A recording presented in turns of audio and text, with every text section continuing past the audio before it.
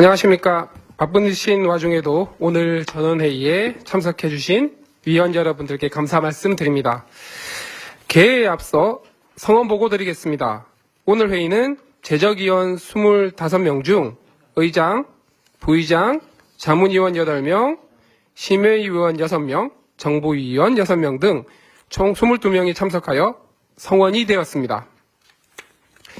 성원이 되었으므로 국가과학기술자문회의 전원회의를 개최합니다. 안건 보고 및 토의에 앞서 대통령님 모두 말씀을 먼저 듣도록 하겠습니다. 대통령님 말씀. 네, 우리 하정우 수석이 박수를 너무 좋아하는 것 같아요. 아무 데나 대고 박수를 쳐요. 제가 사회를 본 경험이 너무 부족해서. 네, 아무 때나 박수 치지 마세요. 그리 하겠습니다. 네, 이상하잖아요. 그리고 제가 말씀드리기 전에 아마 첫 회의인데 간략하게 소개라도 하고 하는 게 어떨까요? 어차피 네. 꽤 오래 할 텐데 제가 말씀드리기 전에 네네. 우리 부의장님. 그러면 부의장님부터. 그냥 간단하게 앉아서 하십시오. 예, 아마 이 전에 보신 분들도 전에 회의 많이 했어요. 몇 번이었나요? 네, 지금 대통령 모시고는 처음 처음이고, 회의고, 네. 그 전에는 뭐 저희가 수시로 회의를 하고 있습니다.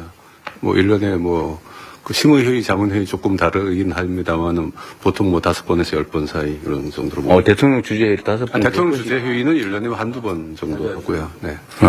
글쎄, 자체. 그랬어요? 그래서 서로는 아시겠지만 우리 국민들은 모르시니까 돌아가면서 간단하게. 네, 그럼 각자 돌아가면서. 네. 그 이름과 그 직책, 맡은 전공 분야를 간단하게 말씀드리는 걸로 하겠습니다. 저는, 최양희입니다. 부의장직을 맡고 있고, 현재 한림대 총장으로 재직 중입니다. 제 전문 분야는 컴퓨터, AI 그런 관련 분야가 되겠습니다. 예, 안녕하세요. 처음 뵙겠습니다. 저는 기재부 장관 구인철입니다. 만나뵈서 반갑습니다. 안녕하십니까. 카이스트의 박현욱입니다. 저는 자문회의에서 창업 관련된 소위원회 일을 맡고 있고요. 저 전공은 의료영상공학입니다. 감사합니다. 안녕하세요. 저는 교육부 차관 최은옥입니다. 만나뵙게 돼서 반갑습니다. 안녕하세요. 저는 전북대학교 과학과 이은경입니다. 저는 심의위원이고요. 과학기술정책연구 쪽을 하고 있습니다. 안녕하십니까. K방산을 책임지고 있는 방위사업청장 석종건입니다. 반갑습니다. 안녕하세요. 과학기술혁신본부장 박인규입니다. 만나서 반갑습니다. 예, 안녕하세요. 저는 강원대학교 행정학과에 있습니다. 홍형득 교수입니다. 제 전공은 과학기술 정책을 전공하고 있고요. 특히 R&D 평가 쪽에 연구를 하고 있습니다. 감사합니다. 네, 안녕하십니까. 저는 성균관대학교 양자정보공학과 나노과학과에 있는 정연욱 교수입니다. 저는 전공은 양자컴퓨팅 분야 담당하고 지금 국가과학심의위원으로 있습니다. 반갑습니다. 네, 안녕하십니까. 한국화학연구원장 이영국입니다. 저는 이제 자문위원으로 활동하고 있고요. 주로 관심 있게 보고 있는 게 탄소 중립과 에너지 대전환입니다. 예, 감사합니다. 안녕하세요. 중소벤처기업부 장관 한성숙입니다. 잘 부탁드립니다. 예, 안녕하십니까. 원자력연구원 백원필입니다. 전공 분야는 원자력 안전 그리고 원자로 개발이 전문 분야입니다. 감사합니다. 예, 안녕하십니까. 심의위원 연세대 김지현입니다. 저는 바이오 분야 전공하고 있고 미생물, 눈에 보이지 않는 미생물, 특히 마이크로바이옴 연구하고 있습니다. 반갑습니다. 안녕하세요. 저는 서울대학교 수학교육과 권오넘 교수라고 합니다. 연구 분야는 수학과 수학교육 연구를 하고 있고요. 현재 한국여성과학기술단체 총연합회 회장을 맡고 있습니다. 자문위원입니다. 안녕하세요. 저는 서강대학교 김현정이고요. 저는 심의의원으로 일하고 있고 전공 분야는 물리입니다. 감사합니다. 산업부 1차관 문신학입니다. 반갑습니다. 안녕하십니까. 저는 두산 에너빌리티에서 기술연구원장을 맡고 있는 육신균입니다. 저도 이제 자문위원으로 참석을 하고 있습니다. 감사합니다. 안녕하십니까. 보건복지부 장관 정은경입니다. 보건의료 R&D 담당하고 있습니다. 안녕하십니까. 심의위원을 맡고 있는 최석준입니다. CJ그룹 미래경영연구원 부원장을 맡고 있습니다. 전공 분야는 경제학이고 주로 기술기획하고 이노베이션 클러스터를 연구하고 있습니다. 감사합니다. 네, 간사를 맡고 있는 AI 미래기획 수석 하정우입니다. 네, 감사합니다. 네, 안녕하세요. 저 대통령님 용안이 잘 안 보이셔가지고 제가 좀 뵙고 왔습니다. 반갑습니다. 저는 심의위원을 맡고 있는 한국과학기술연구원 키스트 부원장으로 있는 장준전입니다. 저 전공은 반도체입니다. 감사합니다. 근데 우리 하수성님 좀 땡기고. 아닙니다. 농담을 하고. 아니 진짜요. 원래 보통이 앉으면 안 좋대. 네. 같이 앉으세요. 알겠습니다. 네. 귀퉁이에다 그렇게. 네. 조금 더 땡기세요, 하수성님. 감사합니다. 네. 네, 안녕하십니까. 대통령실 정책실장 김용범입니다. 반갑습니다. 예, 안녕하십니까. 자문위원으로 일하고 있는 성균관대학교 총장 유지범입니다. 제 전공은 재료공학 반도체를 하고 있습니다. 예, 만나뵙게 돼서 반갑습니다. 네, 안녕하세요. 불과 2개월 전만 해도 자문회의 심의위원이었던 그랬어요? 박희정 장관 배경입니다. 반갑습니다. 네. 안녕하세요. 삼성전자 경견입니다. 얼마 전까지 이제 삼성전자 반도체 부분 대표를 하고 있었고요. 지금은 고문으로 있습니다. 최근에는 이제 인력 유출하고 또 나갔던 인력 돌아오는 TF도 좀 하고 있습니다. 감사합니다. 네, 만나뵈서 반갑고요. 어쨌든 그간에도 고생하셨는데 앞으로도 잘 부탁드립니다. 이건 법정기구여서 이제 오늘 의결사항도 있고 한데 그 외에도 이 과학기술 발전을 위한 다양한 의견들을 많이 내주시면 좋겠습니다. 역사적으로도 보면 과학기술을 존중하는 나라, 또 과학기술이 발전한 나라는 흥했고 과학기술을 천시하는 나라, 그런 나라는 되게 망했습니다. 지금도 저는 다르지 않다고 생각해요. 온갖 가지 영역들의 일들이 있긴 하지만 그 중에서도 과학기술 분야에 대한 투자와 관심을 얼만큼 가느냐에 따라서 국가의 미래가 결정되는 것 같습니다. 우리가 대한민국이 가진 건 특별히 없는데 전 세계에서 유일하게 식민지 중에서 해방된 식민지 중에서 산업화와 민주화에 동시에 성공한 것은 결국 우리가 미래에 투자하기 때문이라고 생각해요. 우리 부모님들도 놈 팔아 밥 팔아 배고프고 헐벗었지만 자식들 공부를 시켜서 오늘의 대한민국이 있는데 저는 국가도 역시 공부를 해야 된다. 학습을 해야 된다고 생각합니다.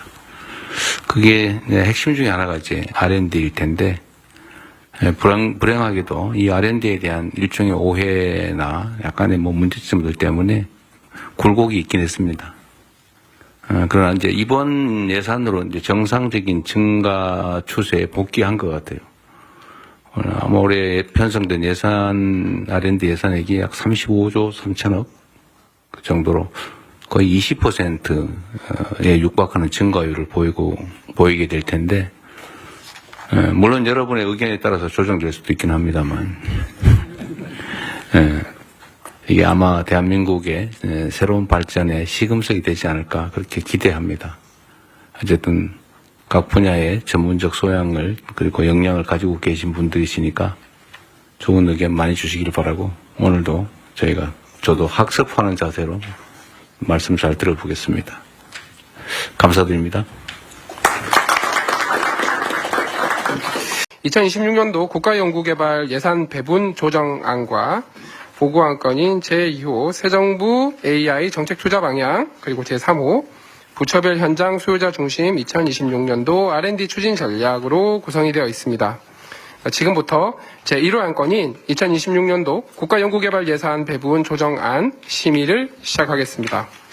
과학기술정보통신부 박인규 과학기술혁신본부장께서 안건을 발표해 주시겠습니다. 네, 발표드린 자료 그 페이지 수를 보셔야 됩니다. 밑에 페이지가 아니고요. 안녕하십니까. 과학기술혁신본부장 박인규입니다. 지금부터 2026년 국가연구개발사업 예산 배분 조정안이자 새 정부의 R&D 비전을 담은 이재명 정부의 K-R&D 이니셔티브를 발표하겠습니다. 자, 1페이지입니다. 그간 우리나라는 꾸준한 연구개발 투자를 통해 과학기술 발전을 이루며 초고속 성장의 토대를 마련해 왔습니다. 반도체 디스플레이 그리고 K-방산까지 기술력을 통해 우리 산업의 도약을 이끌어왔습니다. 2페이지로 넘어가겠습니다. 그러나 우리는 지금 지속 가능성의 위기에 놓여 있습니다. 여기 둘 중에 어떤 거예요? 가로로 된 거? 예. 그리고 본부장님 그 번호가 조금 달라요. 이 발표 자료하고. 오른쪽 아래 슬라이드 오른쪽 아래 유인물의 페이지가 아니라 슬라이드입니다. 네. 슬라이드에 써있는 네, 슬라이드 2페이지입니다. 현재 우리 잠재 성장률은 빠른 속도로 둔화하고 있습니다. 전 세계는 현재 첨단 기술에 막대한 투자를 쏟으며 글로벌 주도권을 차지하려는 치열한 경쟁을 벌이고 있습니다. 우리 역시 지속 가능한 성장을 위해서는 정부의 마중물 투자가 그 어느 때보다도 절실한 상황입니다. 슬라이드 3페이지입니다. 우리는 이제 체질 개선과 혁신을 기반으로 진짜 성장으로 나아가야 됩니다. 이를 위해서 R&D에 확실하게 투자하여 과학기술계와 함께 기술 주도 성장을 이끌겠습니다. 또한 위축된 생태계를 완전히 회복하여 모두의 성장을 실현하겠습니다. 특히 정부 총 지출 대비 5% 수준의 예측 가능한 R&D 투자를 지속하겠습니다. 4페이지입니다. 2026년 주요 R&D 연구개발 예산안 규모는 전년 대비 21% 증가한 30조 1천억 원으로 역대 최대 규모의 R&D 투자입니다. 특히 기술 주도 성장 그리고 모두의 성장을 위한 10대 핵심 분야에 재원을 집중하였습니다. 5페이지입니다. 먼저 경제 대도약을 이끌 기술 주도 성장을 위해서 인공지능, 에너지, 전략기술, 방산, 중소벤처에 집중 투자하겠습니다. 6페이지로 넘어가겠습니다. 첫째, 경제사회 대전환을 이끌 인공지능에 2조 3천억 원을 투자하겠습니다. 미래 AI의 판도를 바꿀 기술을 선점하고 독자적인 AI 역량을 강화하고 고성능 AI를 위한 세계 최강의 AI 고속도로를 구현하겠습니다. 연구, 산업, 공공 모든 분야의 AI를 융합하여 AI를 가장 잘 활용하는 AI 기본 사회를 만들겠습니다. 7페이지입니다. 재생에너지 중심의 에너지 대동맥에 2조 6천억 원을 투자합니다. 고효율 태양전지, 초대형 풍력 시스템, 이런 경제성 있는 재생에너지 대전환을 이끌겠습니다. 또한 전력의 변동성을 보완하는 지능형, 분산형 에너지 고속도로를 구현하겠습니다. 8페이지로 넘어가겠습니다. 첨단 산업 육성을 위한 초격차 전략 기술에 8조 5천억 원을 투자하겠습니다. 양자 컴퓨팅, 합성 생물학과 같이 새로운 파급력을 가져올 기술을 먼저 선점하고 북극 항로, 양자 암호와 같은 공급망 안보에 필수적인 기술을 내재화하겠습니다. 휴머노이드, 자율주행과 같이 단기간 안에 상용화할 수 있는 기술도 실증해 나가겠습니다. 9페이지로 넘어가겠습니다. K-방산을 위한 국방과학기술에 3조 9천억 원을 투자합니다. K9 자주포, 천궁2 미사일과 같이 큰 수출 성과를 거둔 무기체계 고도화를 앞장서고 수출 경쟁력을 업그레이드하겠습니다. AI, 양자와 같은 신기술도 국방에 신속하게 적용해서 급변하는 미래 전장에 선제적으로 대응하도록 하겠습니다. 10페이지로 넘어갑니다. 성장의 세기를 개척할 중소벤처 혁신에 3조 4천억 원을 투자합니다. 성장 잠재력이 높은 기업, 시장성이 검증된 기업을 선별해서 확실하게 지원하겠습니다. 또한 R&D 결과물에 대한 혁신 조달과 구매 연계를 통해 기업의 트랙 레코드를 확보하여 적극 지원하도록 하겠습니다. 두 번째 성장입니다. 두 번째 페이지입니다. 모두의 성장 11페이지입니다. 우선 무너진 연구 생태계가 완전히 회복될 수 있도록 기초과학, 인재, 출연기관, 지역, 국민의 안전까지 모두의 성장을 이끌겠습니다. 12페이지로 넘어갑니다. 먼저 기초과학 탐구에 3조 4천억 원을 투자하겠습니다. 위축되었던 연구 생태계가 빠르게 회복될 수 있도록 개인 기초 과제수를 예산 삭감 이전인 2023년보다 더 확대하겠습니다. 연구자들이 꾸준히 연구에 몰입할 수 있도록 최소 연구 기간을 늘려서 안정적인 연구 환경을 마련하도록 하겠습니다. 13페이지입니다. 우리나라 이공계 인재의 성장과 해외 인재 유치를 위해서 1조 3천억 원을 투자합니다. 교육부터 취업까지 전 주기에 걸친 아낌없는 지원을 하여 AI, 바이오 등 핵심 분야의 인력을 적극 양성하겠습니다. 해외의 우수한 인재들이 우리나라에 정착해서 대한민국 과학기술 발전에 기여할 수 있도록 전략적인 유치를 시도하도록 하겠습니다. 14페이지입니다. 과학기술출연기관의 국가적 임무 수행을 위해서 4조 원을 투자합니다. 인건비 충당을 위해서 외부 과제를 수주하게 만드는 PBS 제도를 단계적으로 폐지하고 임무 중심의 출연연을 만들어서 성과 창출을 극대화하도록 하겠습니다. 15페이지입니다. 지역경제 활력을 높이는 과학기술에 1조 1,000억 원을 투자합니다. 지역이 스스로 R&D를 발굴하고 기획하여 그 지역에 특화된 기술을 개발하여 지역 자율형 R&D를 도입하겠습니다. 특히 대규모 AX 실증을 통해서 AI 기반의 지역 혁신을 촉진하도록 하겠습니다. 16페이지입니다. 첨단 기술을 통해 재난 안전 대응에 2조 4천억 원을 투자하겠습니다. 홍수, 산업재해, 범죄 등 각종 재난 안전에 대해서 다양한 기술과의 융합을 통해서 범부처 협업으로 대응하도록 하겠습니다. 이를 통해 예방부터 대응, 복구까지 현장 중심의 역량을 강화하도록 하겠습니다. 17페이지입니다. 단순히 그냥 투자 규모를 늘리는 데 그치지 않고 실질적인 성과가 나타나도록 R&D 투자의 효과성도 함께 높이도록 하겠습니다. 18페이지로 들어가겠습니다. 먼저 부처 간 협업을 적극적으로 추진하도록 하겠습니다. 연구개발 시너지를 높이도록 하겠습니다. 부처 간의 명확한 역할 부담으로 유사 중복된 예산 투여는 제거하고 기술 개발부터 활용, 확산까지 유기적으로 연계 체계를 구축하도록 하겠습니다. 19페이지입니다. 우선 국정과제가 효율적으로 이행될 수 있도록 면밀하게 점검하고 지원하고 하도록 하겠습니다.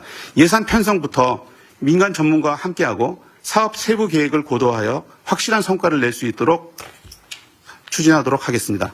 20페이지입니다. 앞으로 R&D 예산 심의 과정에도 AI를 도입하도록 하겠습니다. AI를 가장 잘 활용하는 정부가 되도록 선도 모델을 만들겠습니다. 이를 통해서 국민의 세금으로 마련된 정부의 한정된 재원이 꼭 필요한 곳, 꼭 필요한 만큼 빈틈없이 투자되도록 하겠습니다. 마지막 페이지입니다. 연구개발은 대한민국의 진짜 성장의 핵심 축입니다. 연구자가 존중받고 과학기술이 미래를 바꾸는 투자를 국민주권정부에서 보여주도록 하겠습니다. 감사합니다. 아이고, 훌륭하십니다.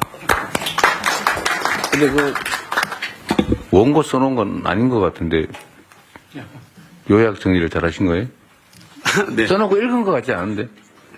요약을 하고 반복 연습하였습니다. 아니, 예, 정말 핵심적으로 요약된 걸 또 요약을 하셨는데 너무 잘한 것 같아요. 훌륭하십니다. 7분에 맞춰야 된다고 해서. 아, 그러세요? 네.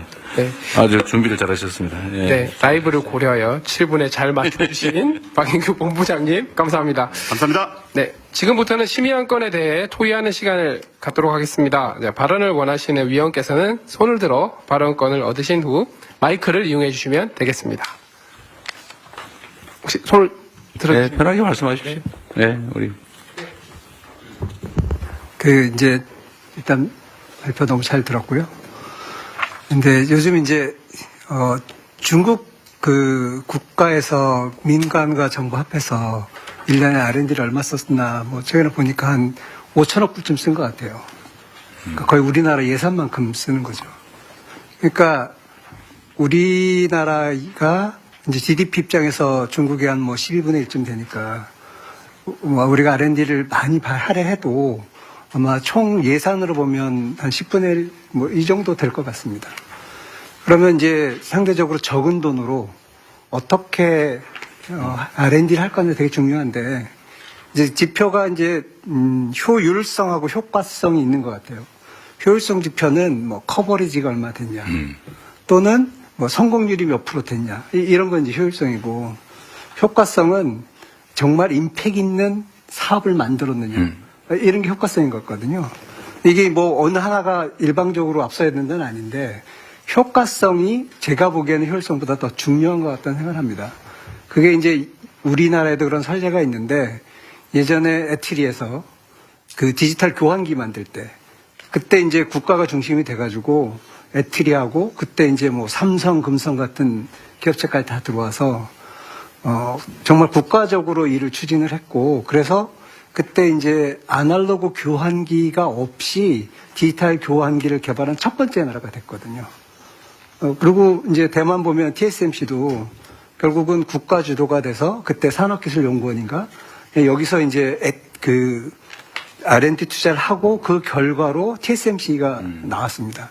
그래서 이제 우리가 R&D 그 투자를 할 때 이게 정말 임팩을 만들어낼 수 있는 도전적인 과제인가, 그리고 이렇게 사업으로 연결될 수 있는가, 이런 부분을 좀 많이 봤으면 좋겠고요. 그리고 이게 이제 사업화까지 되려면 이제 그 로드맵이라든가 또는 뭔가 조직이라 이런 것들, 그 다음에 이게 이제 분산된 관리 체계로는 일이 잘 안 되니까 그런 큰 과제를 만들었을 때 기업으로 치면 최고 경영자와 관련된 그런 사람, 누군가 한 사람이 끌어갈 수 있게 하는 체계, 이런 것들이 필요한 것 같고, 그리고 이제 애틀이 그때 성공 사례를 보면 그때 참여한 사람들한테 정말 파격적인 인센티브가 가졌거든요.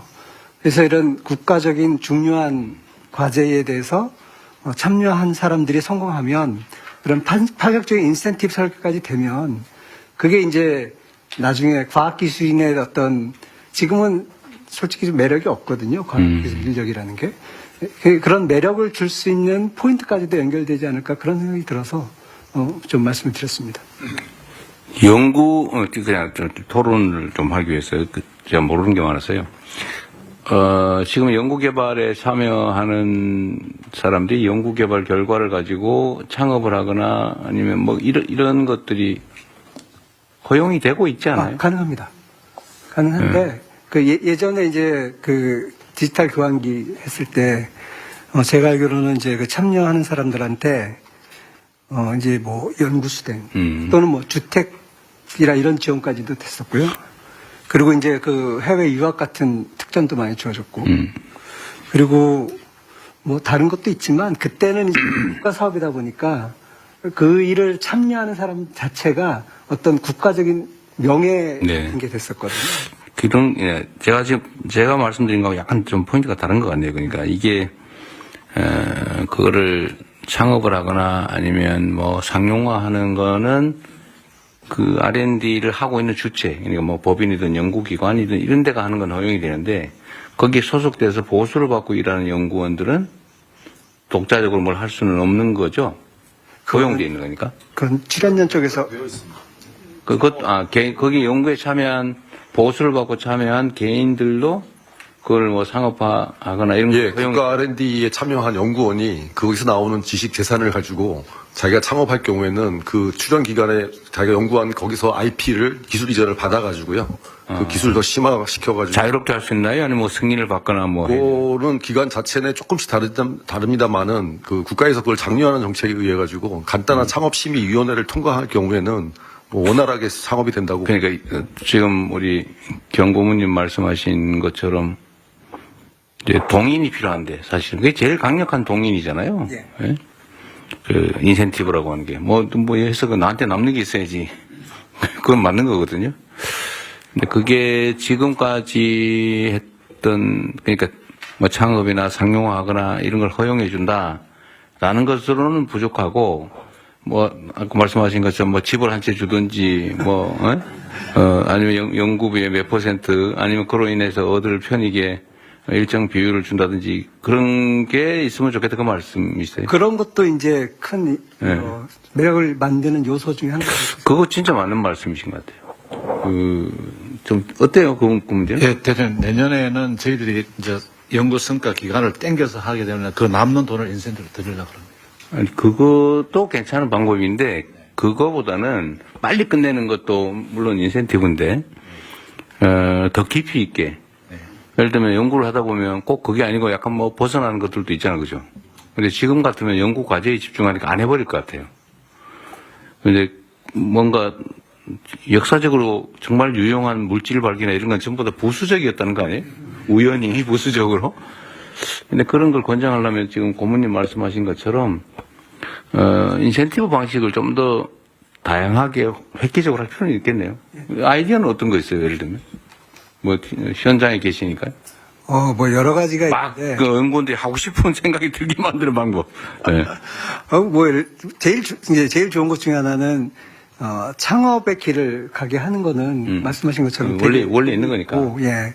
근데 이제 창업에 갔을 때 요즘 이제 걱정하는 것들은 실패하면 어떡하지거든요. 근데 사실은 창업은 한 5, 60% 아니 7, 80%는 90%는 실패한다고 봐야죠. 근데 실패했을 때 어떻게 될지에 대한 설계 이런 것들도 좀 필요한 것 같고요.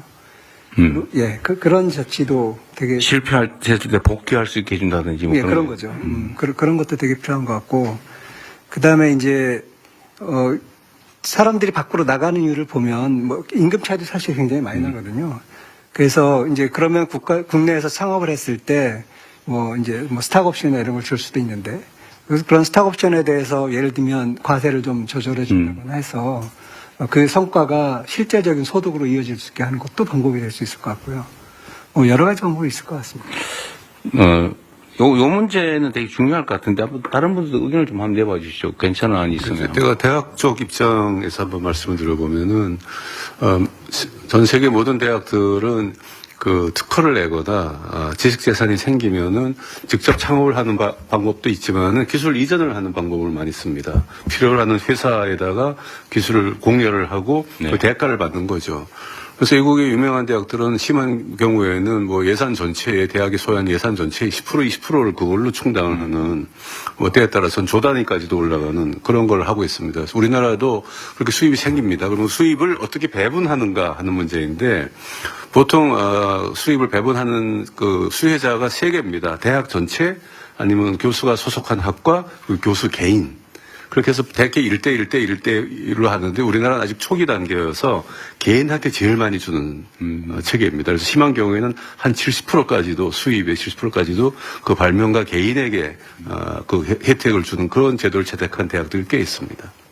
그게 더 유용하다는 거예요? 굉장히 유용하죠. 그러니까 그게 꽤 배당을 많이, 그러니까 기술 이전에서 금액이 많이 들어오는 발명을 하거나 특허를 보유한 그런 개인에게는 대단한 이게 인센티브가 되고 모티베이션이 되고 그래서 그런 연구에 많이 몰두를 하고 집중하게 됩니다.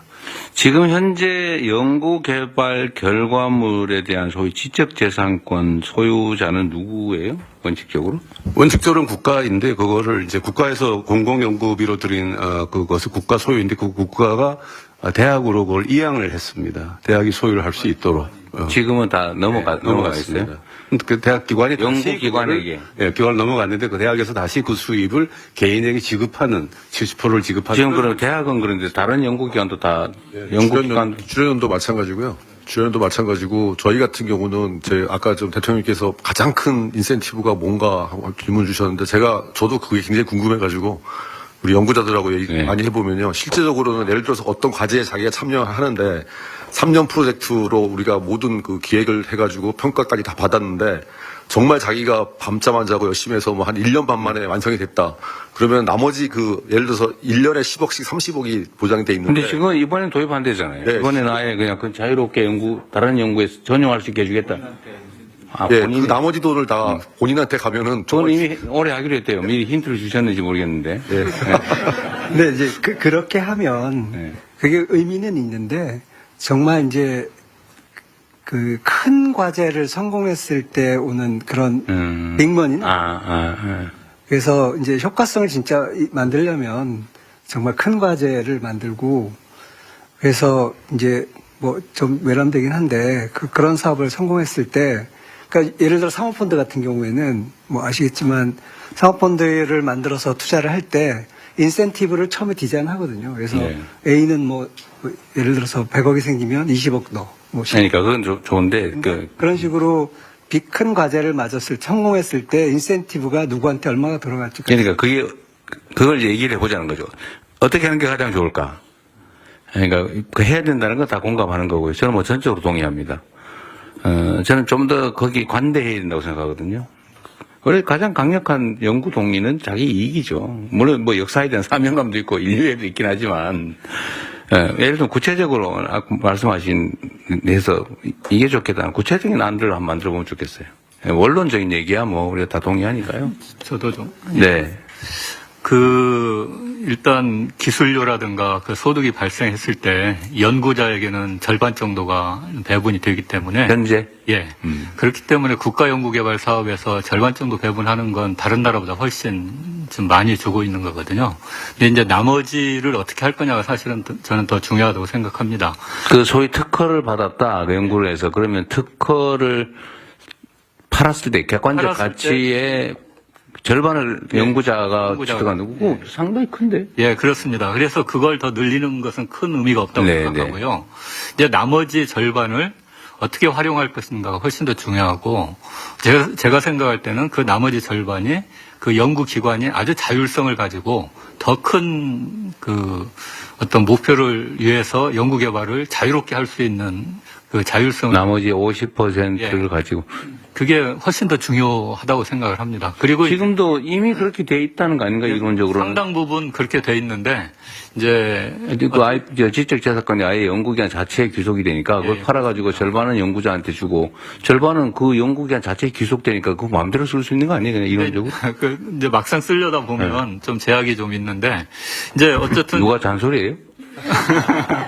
연구 개발이 일단 되는 것은 또 주변에 많은 분들의 도움이 있어서 되는 부분들이 많이 있지 않습니까? 그래서 어쨌든 그런 부분은 그냥 연구기관의 자율성으로 맡겨놓으면 연구기관 입장에서 가장 좋은 방향으로 가장 효율적인 쪽으로 재생산할 수 있도록 할 수 있을 것 같습니다. 그게 제가 얼핏 듣기로는 그 제도적 제약이기보다는 기관 내 문제 같아 보이는데요. 각 연구기관 내 문제 아니고. 정부에서 그 통제하거나 뭐 제약을 가지는 않는 거 아니에요? 예, 저희들의 가이드라인은 그것을 인건비로 쓴다든지 경상경비로 쓰는 경우는 좀 통제를 하고 있습니다. 이 가이드라인을 없애달라 그 말인 거예요? 아니 뭐 솔직하게 크게 보면 그렇습니다. 그러니까 자율적으로 하게 해달라. 예. 근데 정부 입장에서도 그런 편익이 생겨났으면 그걸 뭘로 쓰지 마라, 뭘로 쓰라고 굳이 그럴 필요 있습니까? 대통령 저희들이 이렇게 행태는 보면은 이게 주로 이제 또 개인한테 주는데 그 돈이 또 그런 경상비나 또 이런 인건비 쪽으로 이렇게 많이 들어가다 보니까 나눠 가져가지고 소위 뭔 잔치를 해버리더라. 그런 식 속성이 있습니다, 인간이는. 그래서 그런 쪽 아니고 연구비로 쓰셔라. 연구하는 데 써라. 연구하는 데 쓰는 거는. 솔직히 얘기해보자니까. 백 교수님. 그러니까 예를 들면 그런 통제 제약조차도 자율에 맡겨라. 그러니까 이제 그런 게 있습니다. 근데 그게 막 엄청난 동인이 될까요? 저는 된다고 생각하고, 어쨌든 정부라든가 대학에서 정부의 예산을 가지고 연구를 하는 것은 또 많은 그 환경이 갖춰졌기 때문에 그 연구를 할 수 있는 거고, 또 그때 마침 연구 개발자 그걸 맡았기 때문에 좋은 성과를 낼 수 있는 거였으니까. 그러면 그 환경을 만들어줬던 그 주변 분들도 경우에 따라서는 인센티브를 같이 줄 수도 있어야 된다고 생각을 합니다. 네. 어쨌든 당시에는 개인 연구로 화약 개발해가지고 인류 역사에 영원히 남는 사람이 되기도 했는데 이제는 이제 그런 연구 개발을 개인이 할 수는 없고 결국은 공공이든 기업이든 이런 데서 투자해서 할 텐데 어쨌든 그런 사례들이 생길 수 있게 해줘야 되는 건 맞는 것 같아요. 근데 지금 시스템에 문제가 큰 문제가 있지는 않아 보이는데 이렇게 하시죠. 그 의견을 좀 더 내주시는데 하여튼 이 인센티브 제도를 좀 연구를 좀 더 해가지고요. 뭐 다른 나라 사례도 있을 거고 아니면 아이디어도 있을 거고 사실은 이거는 현장에 있는 연구원들 스스로가 제일 잘 알죠. 내가 뭘 해주면 진짜 내 인생을 바쳐서 내 영혼을 바쳐서 한번 해보겠는데 라고 하는 건 한번 여러분들도 좀 연구해 주시고요. 우리 정부 측에서도 하시고 하여튼 아이디어를 다음에 한번 모아가지고 다시 한번 하든지 보고를 한번 해주시기 바랍니다. 말씀하십시오. 예. 이것과 관련해서 하나 말씀드리고 싶은 게 지금 기술료 수입이 들어오면은 50% 지금 최근에 바뀐 게 60%까지 발명자들한테 나눠줄 수 있게 되어 있는데요. 저는 그 퍼센티지는 다른 나라에 비해서 굉장히 높습니다. 그 이유는 우리가 그렇게 해놔도 기술료를 가져가는 사람들은 별로 많지 않거든요. 이제 시작됐기 때문에. 그런데 여기서 더 큰 문제는 세금 문제입니다. 그러니까 기술료를 받으면 지금 기술료를 근로소득으로 카운트를 하게 되어 있습니다.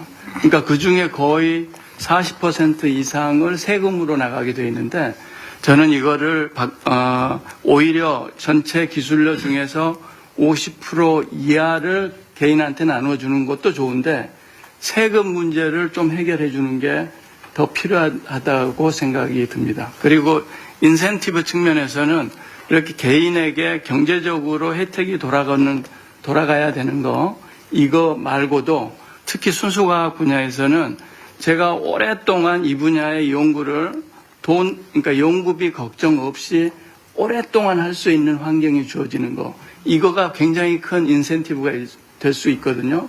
그런데 그런 사실은 이렇게 오랫동안 지금 현재 각광받지 않는 연구 분야를 네. 하는 게 오히려 노벨상에 가까울 수가 있습니다.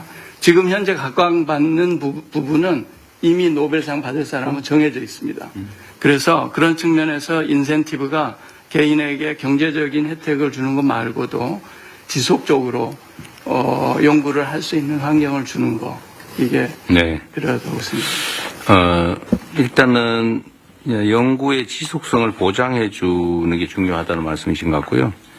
근데 이거는 이제 연구 자원을 배분할 때 이제 기업이 즉각 활용할 수 있는 가장 실용적인 현실적인 연구 과제로 갈 거냐 아니면 기초 연구로 갈 거냐 그 경계에 관한 문제인데 그건 좀 다양하게 배분을 해야 되는 문제 같고요. 어느 한쪽으로 선택할 건 아니고 저건 어떠세요? 이게 지금 그러니까 일종의 시장, 기술이 거래되는 시장이 너무 없어서 생기는 문제도 있지 않아요? 뭐 연구개발을 열심히 했는데 상용화 가능성이 있는 아주 유용한 기술을 이제 특허를 등록하든지 했지만 이 잠재 가치는 분명히 큰데 아무도 사주지 않는다. 또 살 사람은 있는지도 모른다. 이 지금 특허 시장 얘기하고도 관계가 좀 있어 보이는데.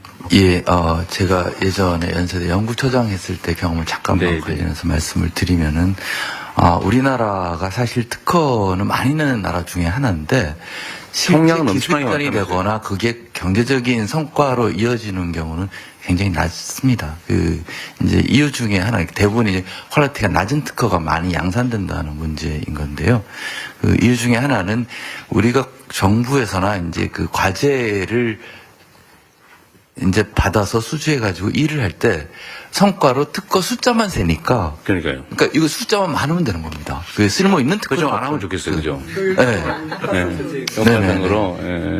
그래서 실질적으로는 양질의 특허를 소수라도 많이 내는 게 중요하고 또 하나는 그 양질의 특허를 낼 수 있도록 그 기관에서도 같이 도와주는 게 좀 필요합니다. 그리고 괜찮은 특허 같은 경우에는 사실 이거는 좀 확대를 했으면 좋겠는데 제가 그 연대 같은 경우는 연구처장을 하면서 기술지주예산의 대표이사도 하게 되는데요. 그 특허청에서 IP 펀드라고 하는 거를 이제 그 조성을 해가지고 그 학교에서도 우수 특허에 대해서 그걸 활용할 수 있는 방안을 또는 외부에 심지어는 좋은 특허가 있으면 사올 수도 있고 이제 이런 식의 시스템을 만들었는데 그건 앞으로 과기부에서도 좀 확대해서 잘하면 좋을 것 같아요. 그러니까 지금 특허청을 지식재산처로 승격을 해가지고 특허나 기술 거래 시장 활성화 사업도 한번 해보려고 생각 중이에요. 지금 과기부에서도 좀 말씀드려요. 지금의 지금 문제들이 그 도전적인 연구 과제들 셋업이 잘 안 된다. 그러니까 지금 저희 정부 과제, R&D 과제 성공률이 98%가 넘습니다. 그래서 좀 너무 성공을 많이 해서 문제라는 거 아니에요? 네. 그래서 좀 도전적 안 해도 될 연구를 막 지금 평가가 성공과 실패로만 나눠져 있습니다. 그렇기 때문에 저희가 평가 등급을 나눠서 굉장히 좀 상위 평가를 받은 결과에 대해서는 인센티브를 제대로 좀 지급하고 웬만한 이렇게 좀 그 실패가 있을 수도 있습니다. 큰 문제가 되지 않은 과제만 아니고서는 계속해서 연속적으로 과제를 할 수 있는 환경들을 마련해 주는 것이 좋겠고, 그리고 평가는 방식에 있어서도 그 네거티브 방식을 또 도입하려고 하고 있습니다. 지금은 포지티브 방식으로 해야 되는 것들을 이제 체크하는데 지금 안 되는 것만 이렇게 저희가 좀 가이드하고 나머지는 좀 자율적으로 좀 맡기는 형태로 지금 고민하고 있습니다. 네. 하여튼 저도 가끔씩 그 얘기를 듣고 얘기도 했는데 우리 대한민국 R&D의 특성은 성공률이 너무 높다. 이게 다 관료주의 때문에 그렇죠. 평가가 편하게 하려고. 네, 그리고 그거는 우리가 시정하는 걸로 방향은 잡았고 이제 어떻게 시정할 거냐를 검토 중일 거고요. 어쨌든 이것도 현장의 의견들을 많이 좀 내주면 공급자, 그러니까 이 용역을 주는 쪽이 아니고 실제 연구를 하는 사람들이 얼마나 더 효율적으로 또 효과적으로 연구할 수 있게 하느냐가 더 중요하니까요. 이거는 좀 대대적으로 바꾸라고 지시는 해놓은 상태예요. 말씀하십시오. 네. 먼저 이게 지금 내년도 그 예산에 대한 거니까 네. 우선 타이틀이 연구자가 존중받고 과학이 미래를 바꾸는 투자. 이게 굉장히 마음을 따뜻하게 네. 한다. 그런 게 좋은 것 같고요. 거기에 또 투 트랙으로 그 가장 전략 기술에 대한 뭐 시급성, 그 다음에 또 기초과학이나 인력 뭐 이런 그 안정성을 위한 투자로 돼 있어서 보면은 굉장히 잘 네. 세틀됐다고 생각합니다. 그래서 보면 사실은 조금 전에 얘기하셨던 게 굉장히 전략기술 목표예요. 그러다 보니까 사실은 기초과학 쪽에서는 또 특허를 그러니까 일괄적으로 같이 요구하는 거는 사실 좀 힘들었던 거거든요. 네. 기초과학을 하면서도 특허 몇 편 내냐, 뭐 이런 걸 계속 따지는 거는 조금 앞으로는 특허 몇 개 내냐 따지지 말아 그러세요.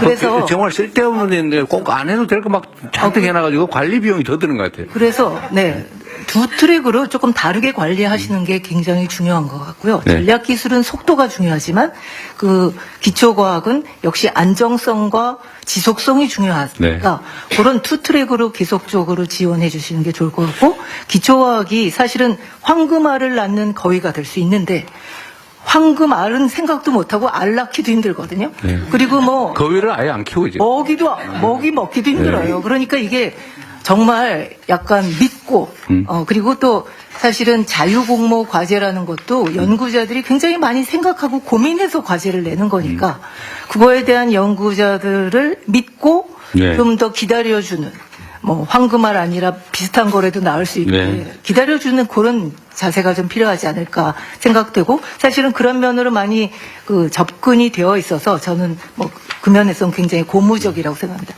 관련돼서 한 가지만 더 말씀드리면, 사실은 인재 양성이랄까 인력 양성에 대한 문제도 조금 말씀을 드리고 싶은데요.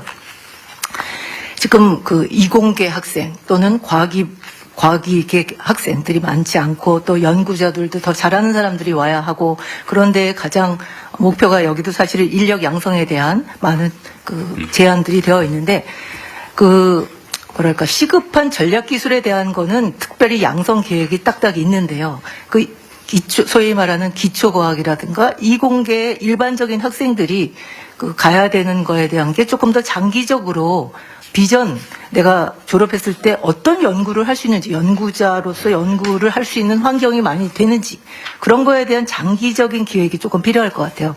예를 들면 졸업을 해서 당장 내가 연구자가 되고 싶은데 갈 수 있는 데가 옛날과는 다르게 연구소가 많이 없어지고, 또 채용을 정식으로, 그러니까 정기적으로 하는 게 없어요. 그러니까 비정규직 했다가 갑자기 또 정규직으로 올리고, 또 PBS 시스템도 사실 없어지니까 다행이긴 한데, 그런 거에 의해서 장기적인 고용 계획, 예측 가능한 고용 계획이 있어서 내가 공부를 마쳤을 때 연구소에서 연구할 수 있다라는 희망을 가지게 하는 것이 굉장히 중요하다고 생각합니다. 네.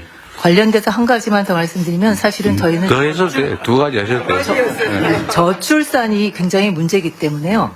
모든 분야의 인력이 모자라서 이쪽 분야에 대한 것도 조금 더 장기적인 계획을 같이 가져가시면 좋을 것 같습니다. 감사합니다. 그러니까 연구 개발할 인력들이 전부 다 의대로 간다고. 네. 근데 그 뭐 국가 정책의 근본적인 문제죠. 자유공모제, 연구주제, 자유주제 공모? 근데 이거는 비중이 얼마나 돼요? 기초과학은 대부분 그렇죠. 기초과학이라고 하는 부분은 대부분 탑다운이 아니고 보통 자유공모를 통해서 과제를 신청하게 돼 있습니다. 네. 어쨌든 이것도 좀 비중을 늘릴 필요는 있을 것 같고요. 사실은 우리 공무원들이 잘하긴 하지만 한계가 있거든요. 현장 연구 현장에서 주어진 자유로운 주제, 이게 훨씬 더 효율적이고 효과적일 때도 있을 것 같습니다.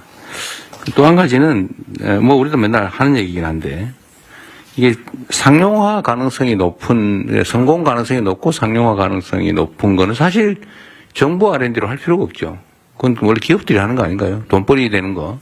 가능성 높고 수익성이 어느 정도 예측이 되면 그건 기업들이 원래 투자로 하는 거고 정부 R&D는 그것보다는 좀 더 어렵고 가능성 낮고 어렵고 장기적이고 좀 더 기본적이고 뭐 이런 거에 집중하는 게 맞죠.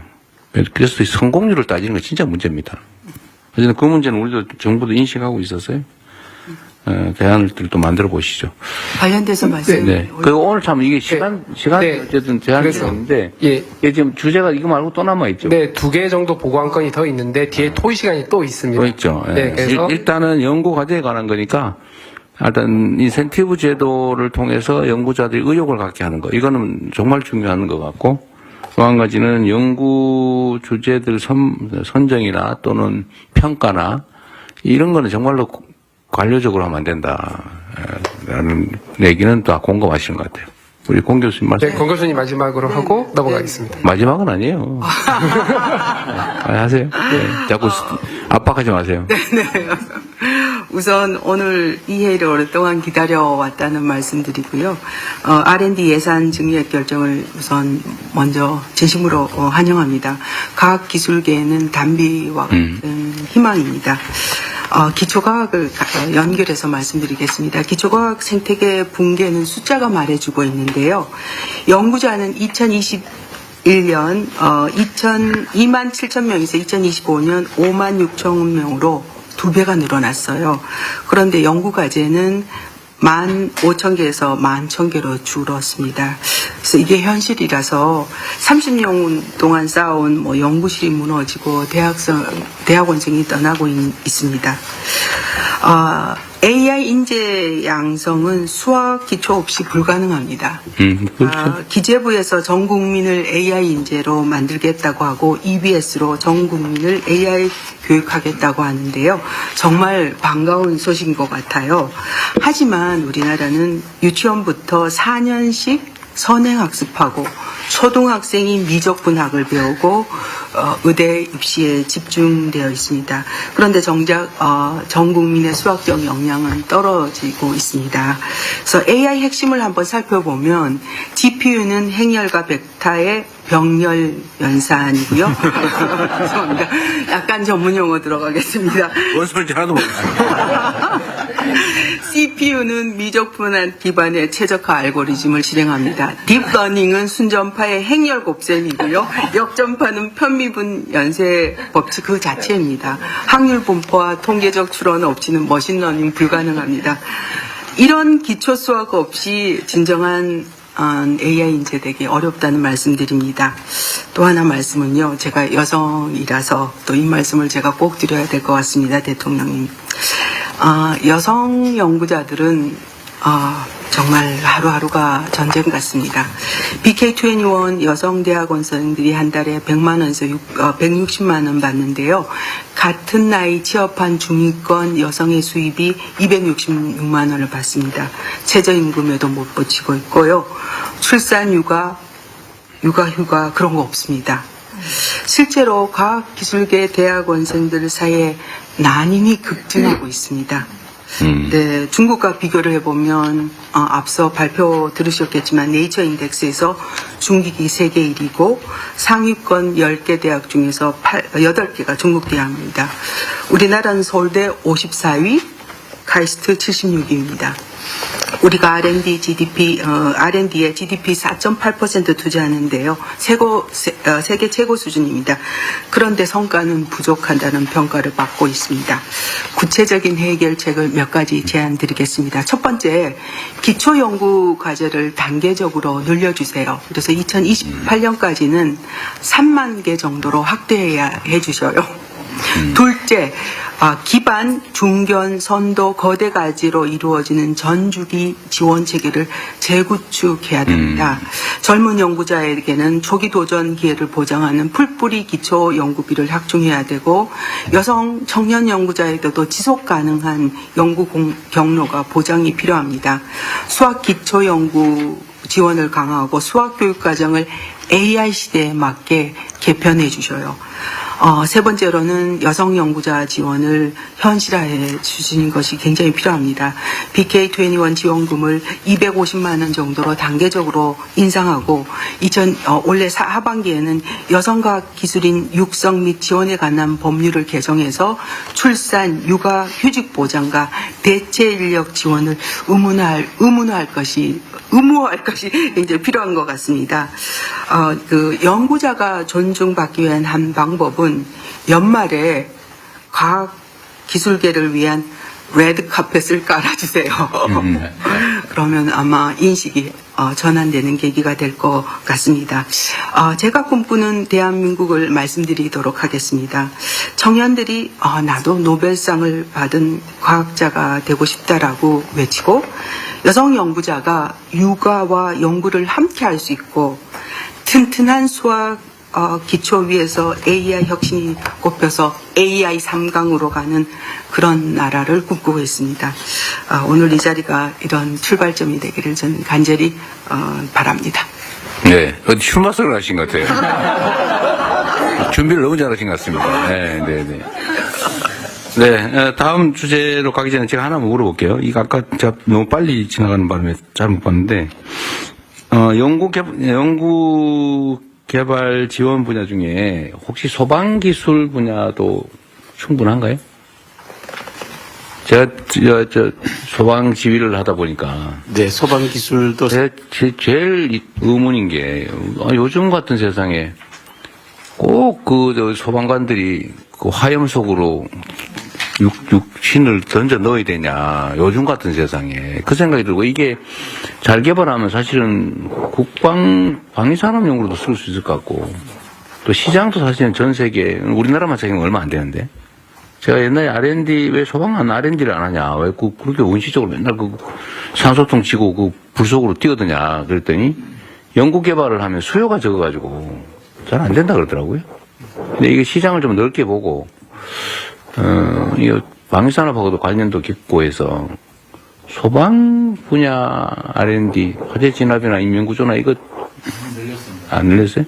지금 이제 내년도 예산이 혁본에서 온 예산보다 저희들이 훨씬 많이 늘렸습니다. 소방 분야를? 네, 대통령 말씀대로 소방도 이게 기술 혁신을 해야지만 이게 인력도 빨리 구하고 이렇게 되기 때문에 저희들 예산을. 그리고 소방 분야의 연구 개발 기관이 너무 조악해 보이던데. 거의 너무 수준이 좀 미안한 얘기지만. 그런 것도 가만히 아니 합동 연구를 하든지 통합 연구를 해서 같이 하든지 그런 것도 한번 고려해 보시면 좋을 것 같다는 생각이 들었습니다. 네, 다음 발표하고 또 얘기하시죠.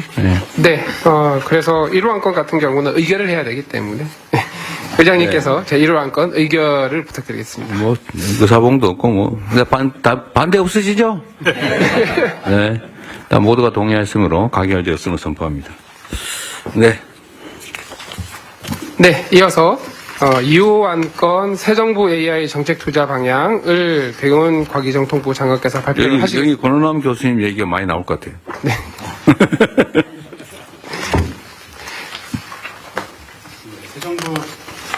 새 정부 AI 정책 방향에 대해서 보고 드리도록 하겠습니다. 페이지 오른쪽 하단의 1페이지입니다. 우선 AI로 대한민국의 진짜 성장과 재도약을 이끌 수 있도록 범국가적인 AI 대전환 기반 마련하겠습니다. 이를 위해서 세계적 수준의 독자 AI 파운데이션 모델 개발하는 한편 글로벌 보편성과 경쟁력 갖춘 특화 AI를 확산하고 각 분야에서 누구나 AI를 쉽고 편리하게 활용하는 모두의 AI를 구현하겠습니다. AI 고속도로 위에서 우리의 AI 기업과 인재들이 연구하고 성장할 수 있도록 첨단 GPU, 초고성능 네트워크, 고품질의 데이터를 조속히 구축할 것입니다. 또한 차세대 AI 기술 경쟁력의 핵심으로 꼽히는 국산 NPU, AGI, 피지컬 AI 기술 개발도 선제적으로 개발할 것입니다.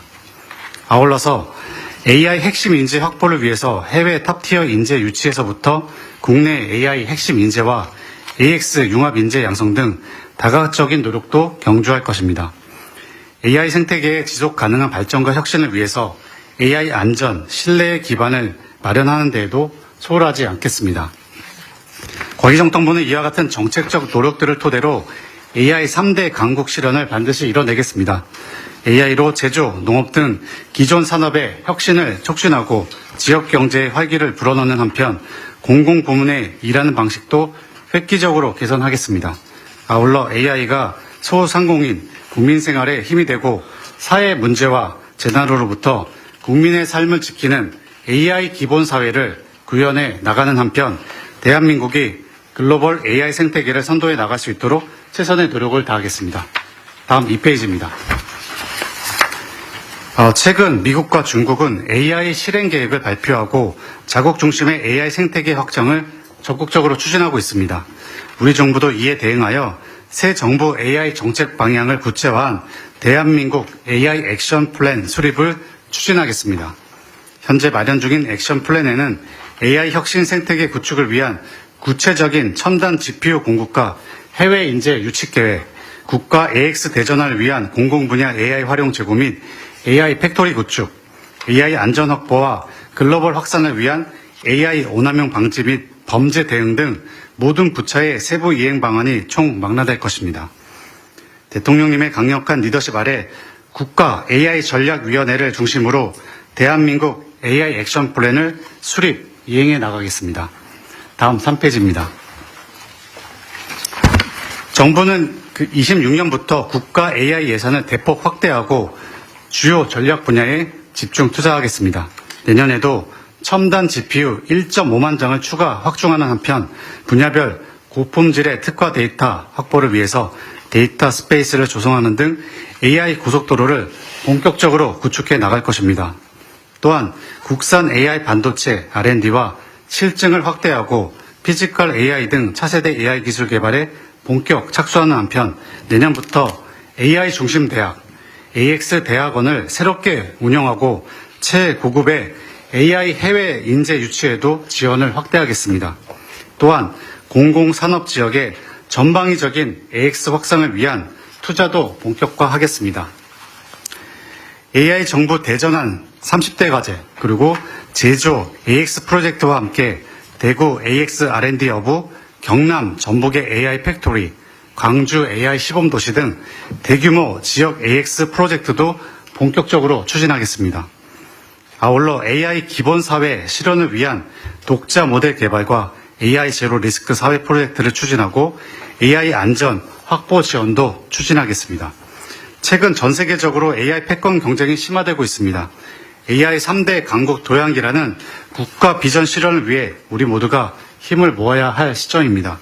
과기정통부는 관계 부처와 원팀으로 민간의 혁신을 뒷받침하여 AI로 대한민국의 새로운 역사를 만들어내겠습니다. 감사합니다. 네, 수고하셨습니다. 준비를 잘 하셨네요. 요거는 우리 권원남 교수님이 여기다 맞춰가지고 준비하신 것 같은데. 안타깝게도. 네. 미리 선행학습. 네, 잘하셨어요. 선행. 네. 일단 요거, 아까 우리 경계현 부문께서 말씀하셨던 거하고 관계가 좀 있어 보이던데, 해외 인재 유치, 그 다음에 인재 유출 방지 두 가지가 우리 중요 과제잖아요. 근데 뭐 거기는 뭐 통상적인 정책도 대책도 있을 텐데 혹시 옛날에 제가 보니까 미국도 저기 뭐 인도나 무슨 뭐 제3세계에서 전부 그쪽으로 몰려가가지고 실리콘밸리가 세계 인재를 모아서 성공한 측면도 있다 그러잖아요. 근데 지금도 그런 흐름은 뭐 변함이 없을 것 같고, 대한민국도 사실은 이제 세계적으로 보면 경제 여건은 모르겠지만 문화나 아니면 이런 선호도가 매우 높아져 가지고요. 저 보니까 그걸 좀 활용해 가지고 해외 인재들을 좀 유인을 해보는 게 어떨까 생각이 좀 들던데, 그거는 혹시 좀 실질적인 대책이 있나요? 그러니까 지금 다 이제 AI 국내에서 연구하다가 외국으로 나가는 친구들 중에 다는 아닌 일부는 이제 뭐 돈 문제도 있지만 그거보다도 어떤 친구들은 연구 여건이 안 된다. 그러니까 뭐 아까 GPU 15,000장 한다 그러는데 학교에서 뭔가 하려고 그러면 GPU 100장도 없었어요. 네, GPU는 우리가 왕창 확보하기로 했습니다. 그래서 이제 사람들이 연구할 수 있는 충분한 어떤 하드웨어 같은 것들이 포함되면 좋겠다는 얘기. 네. 그게 굉장히 중요한 것 같고요. 저는 이제 약간 이제 발표 들으면서 좀 서버린 AI를 많이 얘기하잖아요. 네. 근데 과연 지금 우리가 서버린 AI를 거의 말씀하신 건 스크래치부터 만들어간다고 했는데 이게 짧은 시일 내에 쓸만한 게 나올 수 있을까 약간 의문이 되거든요. 그러니까 이제 한문 쓸 때 세종대왕이 한글을 만들어서 되게 편하게 쓰게 만들었는데 지금 이제 글로벌 컴퍼니에서 LLM 같은 걸 편히 쓰고 있는데 워스트 케이스가 이제 만든 게 한문을 쓰게 만들면 안 되거든요. 근데 그럴 가능성은 전 되게 높다고 보거든요. 지금 짧은 기간 내에 과연 우리가 예를 들어서 오픈 AI에서 나온 솔루션만큼 그런 걸 만들 수 있을까? 그래서 이 AI에 대한 접근도 말 자체는 굉장히 좋은데 과연 이게 얼마나 실현성이 있는지 왜냐하면 사람도 없잖아요. 솔직히 얘기하면 그런 상황에서 어떻게 할지를 좀 그러니까 서버린 AI도 예를 들면 뭐 아랍에미리트나 이런 데 보면 데이터 센터나 또는 AI 모델 같은 거를 글로벌에 사오거든요. 대신에 이제 거기에 자기네 아랍어를 붙이고 아랍 데이터를 넣어서 서비스를 해서 누구든지 편하게 쓸 수 있게 만드는데 얘기해 보면 학계에서도 뭐 화학이면 화학 LLM, 뭐 제약하시는 그러면 제약 LLM 이런 리카운트가 엄청 많은데 지금 국내에 없거든요. 그런 거를 빨리 쓸 수 있게 만들어주는 게 우선이 아닌가 이런 생각도 좀 들고 그런 게 되면 그 자체를 통해서 뭐 스타트업 만들거나 또 학교에서 연구하는 데도 유리하기 때문에 사실 학생들을 유치하거나 남기는 데도 굉장히 큰 도움이 될 수 있을 거라고 생각합니다. 네, 뭐 그러세요. 네. 좋은 말씀 주셔서 감사합니다. 그런데 이게 독자적인 AI 모델만 추구하는 것은 아닙니다.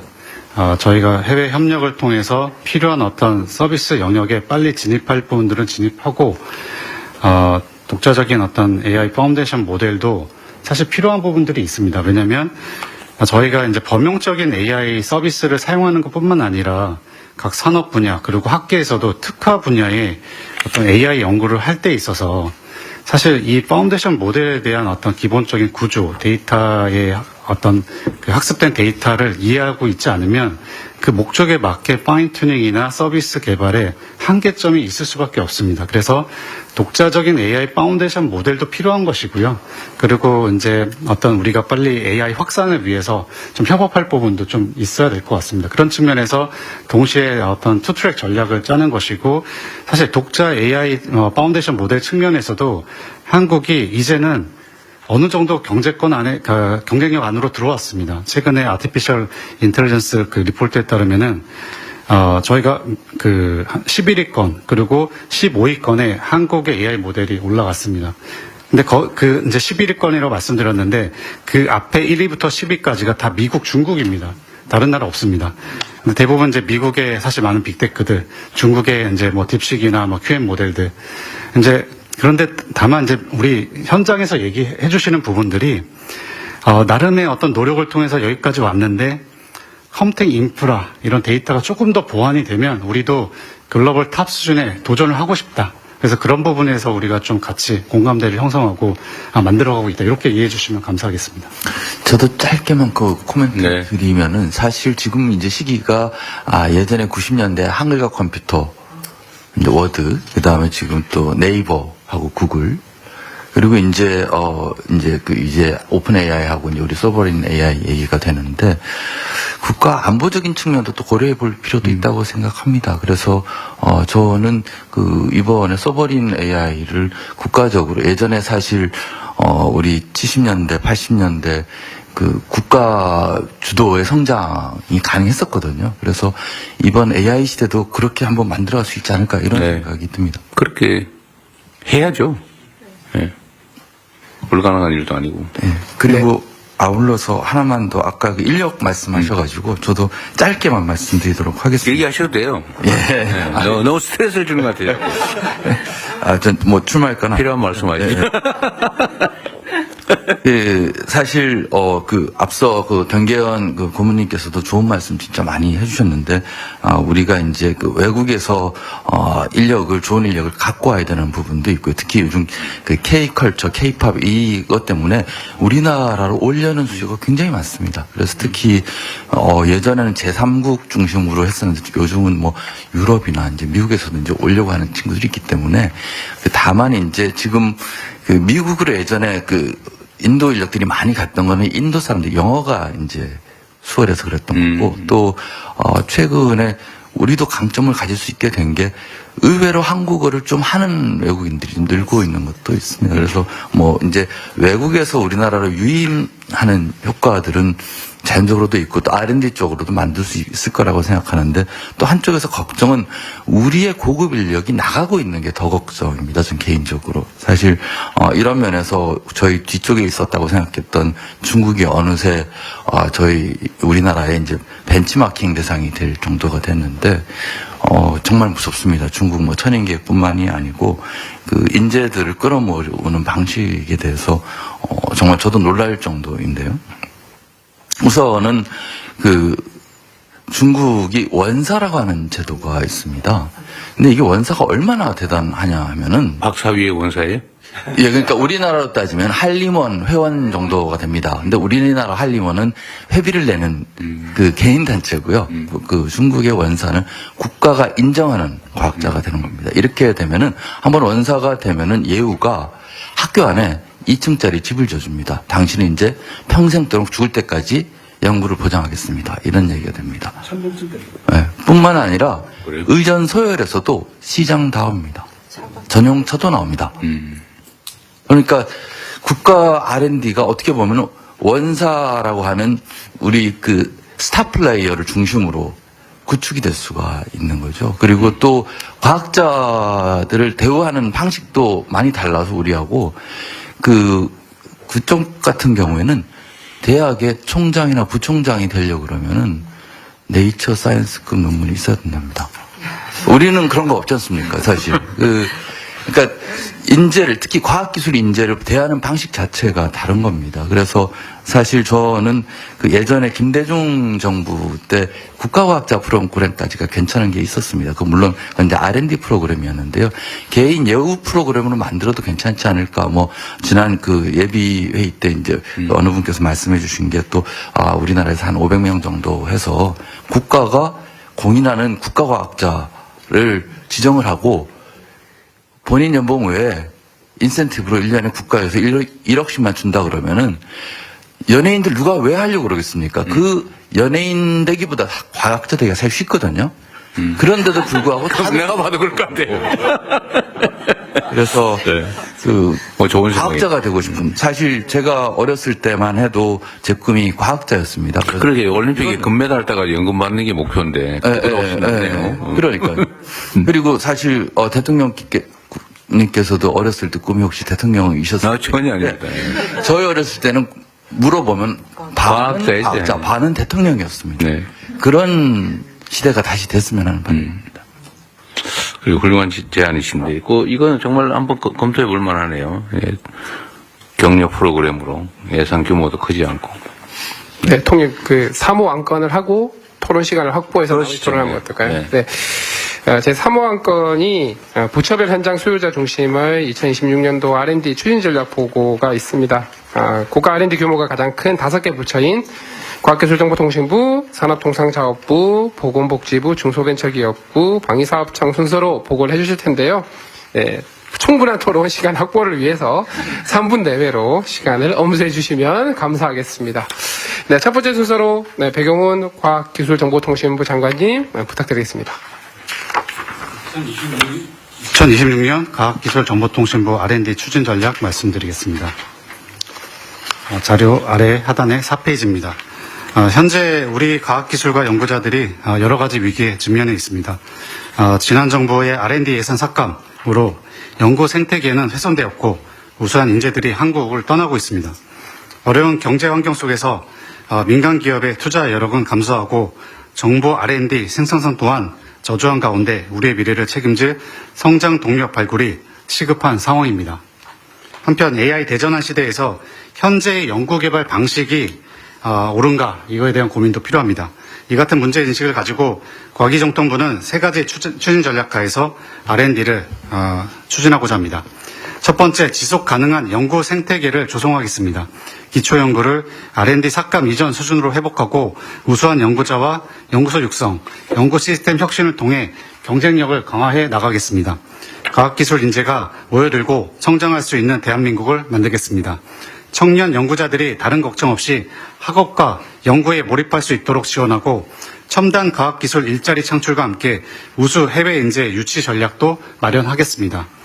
지역이 주도하는 지역 자율형 연구개발을 통해 지역이 주체가 되는 진짜 성장을 구현하고 출연연 PBS 제도를 폐지하여 국가대표 연구기관으로 육성하겠습니다. 세 번째 페이지입니다. 두 번째, 민간이 협업하여 넥스트 전략기술을 개발하겠습니다. 국가 역량을 집중할 전략기술 체계를 개편하고 민간협업 K-문샷 프로젝트를 추진하겠습니다. 최고의 전문가 중심의 혁신적인 관리 방식을 통해서 첨단 바이오, 양자, 우주 등 새로운 미래 기술을 선점하고 반도체, 디스플레이 등 우리 관점 분야에서 초격차 역량을 강화하는 한편 미래 에너지, 첨단 소재 등 기반 기술도 확보하겠습니다. 네 번째 페이지입니다. 세 번째, AI와 과학기술 간 시너지를 창출하겠습니다. 과학기술 분야별 핵심 데이터와 노하우를 에이전트 AI로 개발하고 연구자들이 AI와 함께 연구하는 연구개발의 새로운 패러다임을 확산하겠습니다. 이와 함께 AI의 연산 속도를 높이는 양자 컴퓨터, AI 반도체와 같이 과학기술 통해서 혁신적인 AI를 구현하도록 하겠습니다. 네, 마지막 페이지입니다. R&D 투자와 연구자들의 도전이 초격차 과학기술과 기술 주도 성장으로 이뤄질 수 있도록 연구 현장과 정부가 힘을 모으도록 하겠습니다. 감사합니다. 네, 감사합니다. 두 번째로 문신학 산업통상자원부 차관님 부탁드립니다. 예, 산업통상자원부 보고드리겠습니다. 산업기술은 곧 경제이자 안보입니다. 제조 역량의 혁신 기술을 입힐 때 성장은 가속화됩니다. 조선과 반도체가 그 길을 보여줬습니다. 반면 석유화학과 철강은 구조적 전환기에 직면했습니다. 다음입니다. 산업 현장의 현실은 녹록지 않습니다. 최첨단 기술 경쟁은 더욱 치열해지고 압도적 기술을 가진 1등 기업이 시장을 독식합니다. 다음입니다. 글로벌 공급 과잉과 고부가 전환의 실패로 경쟁력을 잃고 있는 소재 산업과 그로 인한 지역 경제에 적극 대응해야 합니다. 다음입니다. 수도권과 비수도권, 대기업과 중소기업 간 격차도 여전합니다. 이는 다시 지역 기반을 약화시키고 저성장의 악순환을 만들고 있습니다. 다음입니다. 규제 장벽도 혁신과 성장의 걸림돌입니다. 기술에 강한 기업이라도 칸막이 규제 앞에서는 멈춰설 수밖에 없습니다. 다음입니다. 산업부는 진짜 성장을 위한 3대 전략을 추진하겠습니다. 압도적 기술력을 확보하고 모두의 혁신 성장을 견인하며 기술 개발에 그치지 않고 시장 진출까지 책임지겠습니다. 다음입니다. 반도체, 조선, 소부장 등 초격차 기술 주권을 굳건히 하고 제조, 피지컬 AI로 공정, 서비스, 제품을 혁신하겠습니다. 바이오, 기후테크 등 미래 성장 엔진도 적극 육성하겠습니다. 다음입니다. 석유화학, 철강 등은 사업 재편 자구 노력과 함께 친환경 소재와 고부가 스페셜티로 구조 조정 이후 지속 가능한 미래 경쟁력을 확보하겠습니다. 다음입니다. 기업과 지역이 고루 잘 사는 모두의 혁신 성장을 견인하겠습니다. 대기업과 중소기업이 함께 혁신하도록 우수 기업 연구소를 키우고 한국판 엔비디아가 출연 가능토록 하겠습니다. 에너지 고속도로와 아리백 산단을 통해 지역을 확실한 성장 거점으로 만들어 기술 혁신을 주도할 기업과 인재를 양성하겠습니다. 다음입니다. 기업의 도전적 R&D가 새로운 산업 구조적 전환이라는 실질적 성과로 이어지도록 하겠습니다. 이를 위해 성장을 가로막는 걸림돌을 찾아 선제적으로 해결하고 실패를 두려워하지 않는 자율적인 연구 환경을 만들겠습니다. 다음입니다. 이상 세 가지 전략을 추진하기 위해 26년 6.5조 원을 투자합니다. 다음입니다. 기술혁신 주기가 짧아지면서 원천, 응용, 상용화 기술 간의 전통적 구분도, 부처 간 경계도 희미해졌습니다. 개발된 기술이 시장에 선보일 수 있도록 각 부처가 머리를 맞대 규제를 해소하고 실증과 보급에 함께 매진하겠습니다. 우리 사업, 우리 부라는 말 대신에 우리나라 차원에서 기업과 산업의 진짜 성장을 뒷받침하겠습니다. 이상 보고를 마칩니다. 네, 차관님 감사합니다. 세 번째로 정경 보건복지부 장관 조사 발표해 주시겠습니다. 2026년 보건복지부 R&D 추진 전략을 말씀드리겠습니다. 슬라이드 번호로 23번입니다. 보건의료 R&D 현 주소입니다. 보건의료 R&D는 감염병, 기후위기, 자살 등 보건위기로부터 국민 생명과 건강을 지키는 수단입니다. 디지털 의료, 맞춤형 의료 등 의료 패러다임 변화를 선도하고 글로벌 보건의료 산업 시장의 선점과 기술 주권을 확보하기 위해 중요한 자산입니다. 주요 성과로는 보건의료 기술 수준을 향상시켰으며 세계 3위의 의약품 파이프라인을 보유하고 있습니다. 후보물질 발굴, 임상 지원 등을 통해 항암 신약의 미국 FDA 승인을 획득하고 시장에 진출하였습니다. AI 기반 진단 솔루션의 글로벌 진출을 본격화하였습니다. 또한 임상 연구로 치료 효과를 높이고 의료비는 절감하였습니다. 23번 슬라이드입니다. 현장의 목소리입니다. 건강 격차 해소 등 국민이 체감할 수 있는 성과 창출, 보건의료 데이터의 개방과 활용, 신기술의 규제 개선 등의 요구가 있었습니다. AI 기술은 신약 개발 가속화, 의료기기의 신속 정확화, 의료 서비스 품질 향상 등 의료 패러다임의 대전환을 가지고 오고 있습니다. 25쪽 슬라이드입니다. R&D 추진 체계입니다. 보건복지부는 현장 수요와 AI 기술 변화를 반영하여 바이오 헬스 강국 실현이라는 비전 하에 투자 방향과 추진 전략을 수립하였습니다. 26쪽입니다. R&D 투자 방향입니다. 첫째, 국민 건강을 위한 기술 혁신에 투자하겠습니다. 암, 치매, 희귀질환 등 진단 치료 기술 개발과 지역 의료 격차 해소, 자살, 마약, 저출산 등 사회 문제 해결, 팬데믹 대응 기술 개발을 지원하겠습니다. 둘째, 바이오 헬스 미래 성장 동력을 확보하겠습니다. 신약 유망 파이프라인을 확보하고 수술 로봇 등 혁신 의료기기 시장을 선점하겠습니다. 유전자, 세포 치료제 등 첨단 재생 의료 기술 개발과 함께 항암 백신 등 초격차 기술 확보를 위한 도전적 연구에 투자하겠습니다. 27쪽입니다. 셋째, AI 기반으로 의료를 혁신하겠습니다. 높은 품질의 보건의료 데이터 구축을 통해 필수 의료, 신약 개발, 의료 현장을 변화시키고 이를 이끌 AI 융합 인재를 양성하겠습니다. 넷째, 의사과학자, 연구중심 병원, 중개 임상 연구 인프라를 구축하여 의료 현장의 수요와 R&D 성과를 연계하겠습니다. 28쪽입니다. 3대 추진 전략입니다. 첫째, 현장 체감도가 높은 분야로 AI 신약 등 미래 유망 기술에 집중 투자하고 현장 수요 기반의 보건의료 R&D 로드맵을 수립하겠습니다. 둘째, 시장의 진입을 가속화하겠습니다.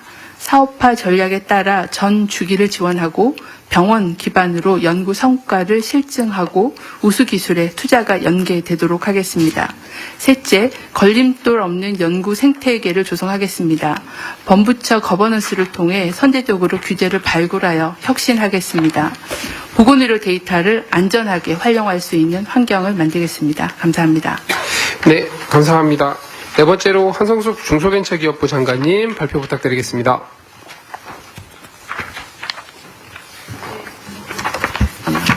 네, 중소벤처기업부입니다. 중소기업하고 벤처기업 스타트업은 R&D를 통해서 국가 경제에 기여해 왔습니다. 보시는 것처럼 최근 5년간 R&D를 통해서 발생한 매출이 22조 원, 고용은 17만 명의 경제적 기술적 성과를 거두고 AI, 바이오, 의료 분야에서도 세계 인류 상품을 다수 배출했습니다. 다음 페이지입니다. 그렇지만 2024년에 이례적인 R&D 감액으로 인해서 중소기업 현장은 상당히 혼선이 많았습니다. 특히 오늘 내일 걱정을 매일 심각하게 해야 되는 중소기업들의 말씀들이 굉장히 많았고 정부 정책에 대한 신뢰도가 떨어졌다는 말씀들이 많았습니다. 그래서 현장에서 직접 말씀을 듣고 그리고 어떻게 하면 R&D 지원 방식을 변경할 건지에 대해서 일단 3가지 정도 잡았습니다. 첫 번째는 현재는 기업이 제시한 목표 달성 가능성을 제시해서 심사를 하는데 중소기업의 경우는 자기들이 제시하는 목표가 적정한지 아닌지 혹은 기업 차원에서 보다 보니까 이런 부분에서 저희가 지원 대상을 좀 더 시장에서 어떤 방향을 제시해야 될지 중소기업 스타트업 같은 경우는 좀 정부가 끌고 가거나 혹은 전문가들이 끌어줘야 될 영역들이 있어 보입니다. 그래서 여기에 대한 보완이 좀 필요해 보이고요. 두 번째는 중소기업들이 스스로 연구개발을 할 수 없기 때문에 출연연에서 개발한 연구기술들이 무엇이 있는지를 좀 보고 이것을 거래하거나 하는 부분에 대한 부분이 필요해 봅니다. 아까 대통령 말씀하신 기술 거래 관련된 부분에서 중소기업은 훨씬 더 중요하다는 생각이 들고요. 그리고 그럼에도 불구하고 이제 기초연구들을 많이 하시는 부분들이 있다 보니 이 공공기술이 시장에 바로 들어가기에는 그리고 중소기업 같은 경우는 바로 시장에 상품을 낼 때 써야 하는데 여기에 대한 기술의 간극이 좀 있습니다. 그리고 신청 과정이 무척 어렵다는 이야기들은 모든 분야에 걸쳐서 나오고 있습니다. 그래서 이 부분을 좀 현장의 목소리를 담아서 중소벤처는 저희는 당장 살아가야 하는 시장에서 팔리는 기술들에 대한 지원을 집중하려고 합니다.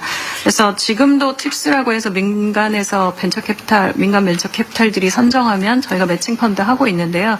이 부분에 대해서 R&D 지원하는 방식을 좀 더 단계별로 창업, 성장, 글로벌일 때 어떻게 지원을 달리해야 되는지 규칙화하는 부분들 보고요. 그리고 어제 스타트업들한테 들은 얘기인데 본인들이 이제 저희가 심사를 해서 선정해서 떨어뜨렸는데 그 다음 해에 CES 혁신상 받았다고 합니다. 그러니까 심사위원들과 심사 방식에 대한 특히 스타트업들 같은 경우는 미래 기술을 지금 갖고 있고 처음 만들어내는 기술이 심사를 누가 했는데?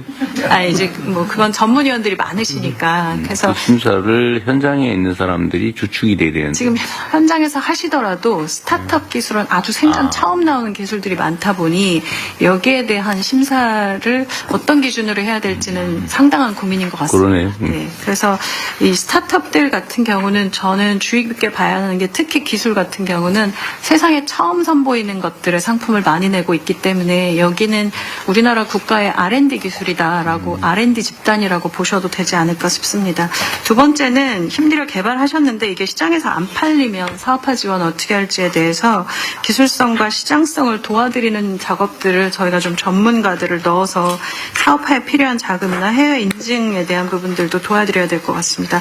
마지막으로는 AI를 활용해서 지금 현재 K탑이라고 해서 AI가 수많은 이제 너무 지원 사업들이 많이 들어오다 보니 이걸 AI로 평가를 사전에 하는 작업들을 좀 개발해 왔습니다. 그래서 기술 보험에서 잘하고 있는 이 부분들을 좀 더 디벨롭을 해서 맞춤형 서비스를 좀 지원하려고 하고요. 그리고 또 하나는 중소기업들이 도대체 정부가 이야기하는 이 용어들이 너무 어려워서 잘 모르겠다고 하는 이 신청 과정에서 벌어지는 문제들 그리고 사업계획서에 개요를 쓰느라고 버리는 시간이 너무 좀 길다. 100페이지 정도고 이런 부분들 내야 되는 거 이런 부분들은 좀 더 단순화할 예정입니다. 그리고 기술 거래 정보를 하나 모아서 중소기업이 필요로 하는 기술을 거래할 수 있는 기술거래 통합 포털을 지금 만들어져 있는데 이 부분은 이제부터 더 활성화시켜야 된다고 생각합니다. 올해 중기부는 역대 최대 규모의 R&D 예산을 편성하고 있습니다. 그래서 이 민간이 좀 참여해서 지금 하고 있는 팁스 부분을 좀 더 디벨롭을 하고요. 단위별로 그리고 집중 집중적으로 투자해야 되는 R&D 영역에 대한 부분들 그리고 기술 사업화, 지역 혁신 관련된 부분에서 대폭 증원할 예정입니다. 이런 정책적인 변화들이 일어나면 사업화 성공률도 높여서 저희가 갈 수 있을 거라고 봅니다. 그래서 중기부는 앞으로 조금 더 지금보다도 더 민간하고 손잡고 시장에서 호흡할 수 있는 시장 대응이 빠른 기업을 길러내는 것이 중소기업의 미래라고 생각하고 지원하겠습니다. 감사합니다. 네, 감사합니다. 네, 마지막으로 석종권 방위사업청장님 부탁드리겠습니다. 예, 방위사업청장입니다. 국방 R&D 추진 전략 보고 드리겠습니다. 목차는 보시는 바와 같습니다. 슬라이드 38쪽입니다. 과거 우리는 정부 주도하에 국방과학연구소와 소수 방산기업을 중심으로 국산 무기 체계를 개발하는 데 집중해 왔고 그 결과 우리는 많은 핵심 무기 체계를 국내 개발하는 데 성공했습니다. 이를 통해서 국방력을 강화했고 국방과학기술 선진국 수준에 도약을 시켰으며 방산 수출과 국내 산업 활성화에 크게 기여하였습니다. 39쪽입니다. 그러나 세계는 국가 간의 전쟁이 끊임없이 발생하고 있고 전쟁의 양상은 하드웨어 중심의 무기체계에서 소프트웨어 및 첨단 기술 중심으로 변화하고 있으며 각국은 생존을 위해 첨단 기술 R&D에 집중하고 있습니다. 한편 국가와 국민의 관점에서는 국방 R&D가 국가 산업 발전 및 수출 증진에 기여할 수 있는 확장성을 요구하고 있으며 4차 산업혁명 기술을 국방에서 활용하기 위한 민간 참여의 확대가 절실한 상황입니다. 따라서 국방 R&D는 미래 전장을 주도하면서도 경제 활성화에 기여하는 국방 R&D 전략이 필요하다고 판단했습니다. 40쪽입니다. 이러한 시대적 상황에 부합하기 위하여 국가 안전보장과 경제발전을 견인할 수 있는 첨단 국방과학기술 확보라는 목표하에 국민을 지키는 강력한 R&D, 국민의 삶에 도움이 되는 든든한 R&D라는 두 가지 전략을 수립하였습니다.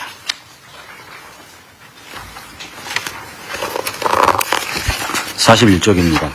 먼저 국민을 지키는 강력한 R&D를 통해 국방 본연의 임무에 충실하겠습니다. 국방과학기술의 선도자로서 다양한 위협에 대응 가능한 첨단 무기체계 확보와 미래 전장을 지배할 수 있는 신규 무기체계 게임 체인저 개발에 통해서 국방력을 강화하도록 하겠습니다. 다음 쪽입니다. 두 번째로 국민의 안전이 보장된 가운데 국민의 삶에 도움이 되는 든든한 R&D를 추진하겠습니다. 4차 산업혁명 기술은 민간과의 공통 활용이 용이합니다. 따라서 개방형 R&D를 통해 범용적으로 활용 가능한 기술 개발을 확대해 나가겠습니다. 예를 들어 기존 K2 전차 개발 시 대부분 국방 전용 기술이 적용되었고 민간 활용이 가능한 기술은 5% 정도에 불과했습니다. 그러나 현재 계획 중인 AI 기반 미래 전차의 경우에는 약 40%가 민간에서 활용이 가능한 범용 기술이 적용될 것으로 판단하고 있습니다. 다음 쪽입니다. 민간 활용을 고려한 국방 R&D 추진을 통해 개발된 무기체계나 기술은 국민의 삶의 질 향상에 직접 기여할 수 있습니다. 보시는 바와 같이 국방의 저궤도 위성은 비상 상황에서 국민에게 통신을 제공할 수 있고 무인기, 로봇 기술의 경우 재난 현장이나 고위험 작업 등 다양한 분야에서 활용이 가능합니다. 이처럼 국방에서만 쓸 수 있는 기술이 아니라 다양한 국민의 삶의 현장에서 활용할 수 있는 첨단 기술 개발을 통해 예산 투자의 파급력을 극대화하겠습니다. 다음 장입니다. 26년도 국방 R&D 예산은 5조 8천억 원입니다. 향후 무기를 개발하는 데 있어 국방 전용 기술뿐만 아니라 산업 발전과 긴밀히 연계된 범용 가능 기술 투자를 확대하여 국가 안전보장과 경제 발전을 견인하겠습니다. 이상 보고 마쳤습니다. 발표해 주신 정 차관님, 차장님 감사합니다. 지금부터 235 보고안건에 대해서 토의를 해야 되는데 시간이 아주 많지는 않아서 네, 발언 원하시는 분들께서는 컴팩트하게 네, 부탁드립니다. 네. 예. 제가인가요? 네, 간단하게. 네. 가운데하게 홍형덕입니다. 어리고리 하다가는 발언 기회도 못 얻을 것 같아서. 여기는 그 흔치 않은 사회과학을 한 사람으로서 좀 거시적인 얘기를 몇 가지 하겠습니다. 지난 연초에 네이처지에서 R&D 투자 효율성이 매우 낮은 국가 중에 하나로 한국을 지목을 한 적이 있습니다. 그 이유로서 몇 가지를 지적을 했는데, 이 단기 성과 위주의 어떤 그런 그 투자를 하더라. 그리고 장기적인 어떤 도전적인 모험적인 이런 그 연구에 대한 투자의 비중이 낮더라는 이런 그 지적도 있었고요.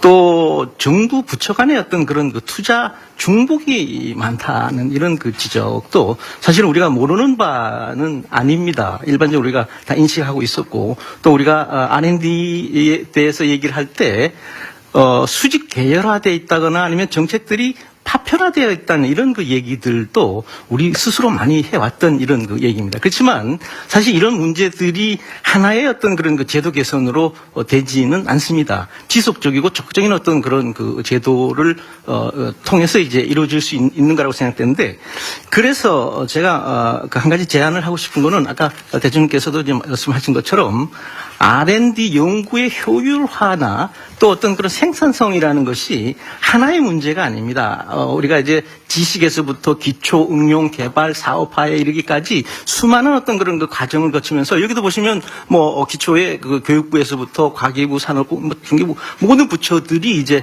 각각의 어떤 그 영역에서 이제 업무를 하고 있는데, 이러한 것들이 서로 특히 요즘 같은 경우에는 문제 해결형, 임무 중심형 문제 해결형 접근을 하는 과정에서는 절대적으로 협업이 필요한 것이고요.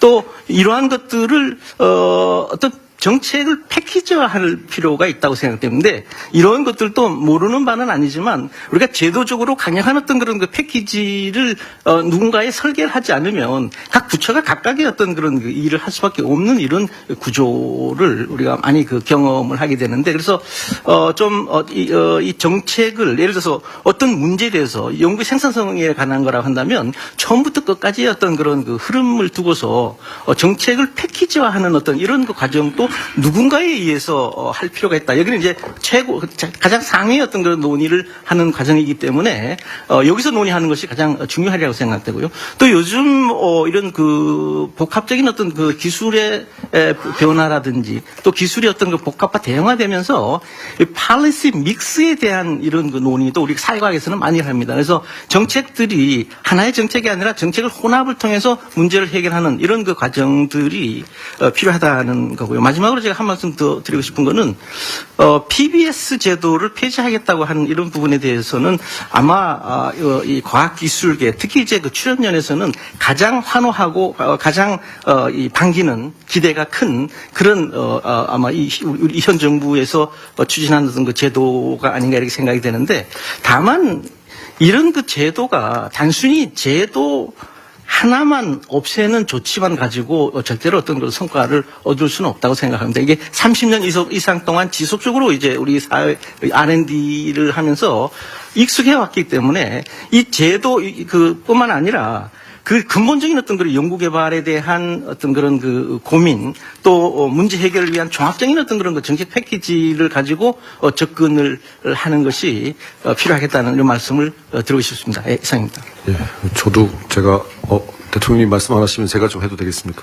하세요? 예. 사실 뭐 이렇게 지엽적인 얘기보다는 제가 오늘 이 자리에 오면서 굉장히 좀 어떻게 보면 평소와 다른 마음가짐으로 집에 나왔습니다. 뭐 아무래도 저희는 과학기술이다 보니까 해외에 나갈 일도 많고, 그 해외 어떤 미국이나 중국이나 정말 치열한 기술 패권 경쟁을 그 한가운데서 보고 있는 사람이거든요. 그래서 지금 오늘 이 대통령 직속 국가과학기술 자문회의 위원으로서 정말 오랜만에 이 대통령을 모시고 각 부처 장관님들이 이렇게 R&D를 논하는 자리가 제가 드디어 제가 제 자문위원인 것 같다 하는 생각이 들고, 그래서 이 말씀을 꼭 드리고 싶은 게 치열한 경쟁이 너무나 눈앞에서 펼쳐지고 있고요.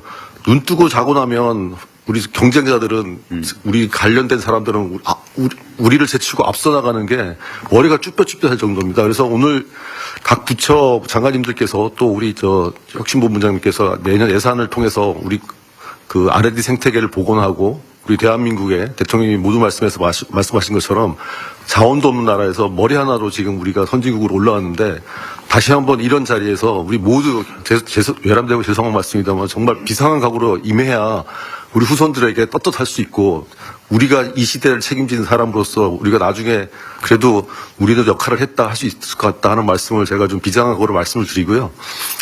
오늘 굉장히 반가운 얘기가 뭐 예산 증액보다도 실제적으로 이렇게 증액된 예산이 어떻게 효율적으로 사용되고 그것이 어떻게 보면 국가 발전과 경제 성장과 나아가서 우리 국민 모두의 성장으로 연결되는가 하는 점에서 굉장히 고무적인 일이라고 생각합니다.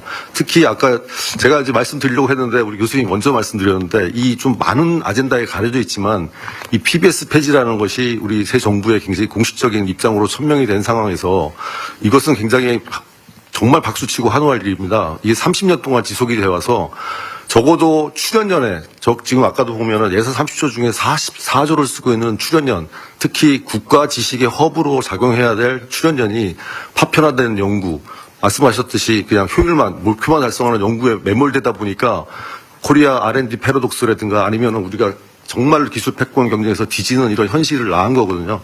그래서 저는 이번 기회에 이 PBS 폐지에 대해서 아까 교수님도 말씀하셨지만 정말 후속 대책이 잘 정교하게 디자인이 돼가지고 정말 이번 계기로 정말 진짜 R&D 성장을 이끌어내는 국가 R&D 그리고 나아가서 젊은 세대들이 R&D 쪽으로 들어오고 또 국가적으로도 R&D 하는 분들이 존경받는 그런 사회가 되기를 바랍니다. 그런 면에서 아까 우리가 대통령께서도 그 과학자의 사기를 높이는 동인 중에서 뭐 인센티브, 금전적인 보상도 많이 있었지만요. 사실 저 같은 경우에는 이제 출연연구소에 있다 보니까 사기를 좀 먹고 사는 것도 많습니다. 그래서 우리 대통령님과 장관님들께서 많이 바쁘시겠지만 좀 이게 국가자문회의도 좀 주재 좀 해주시고 또 현장도 자주 방문하셔가지고 실제 우리 대통령님이 소탈한 성격으로 대화도 좀 많이 하시고 하면 경제적인 인센티브와 함께 사기 진작에 굉장히 큰 도움이 될 거라고 생각합니다. 네. 이상 제 좋은 제안이십니다. 감사합니다. 짧게 이제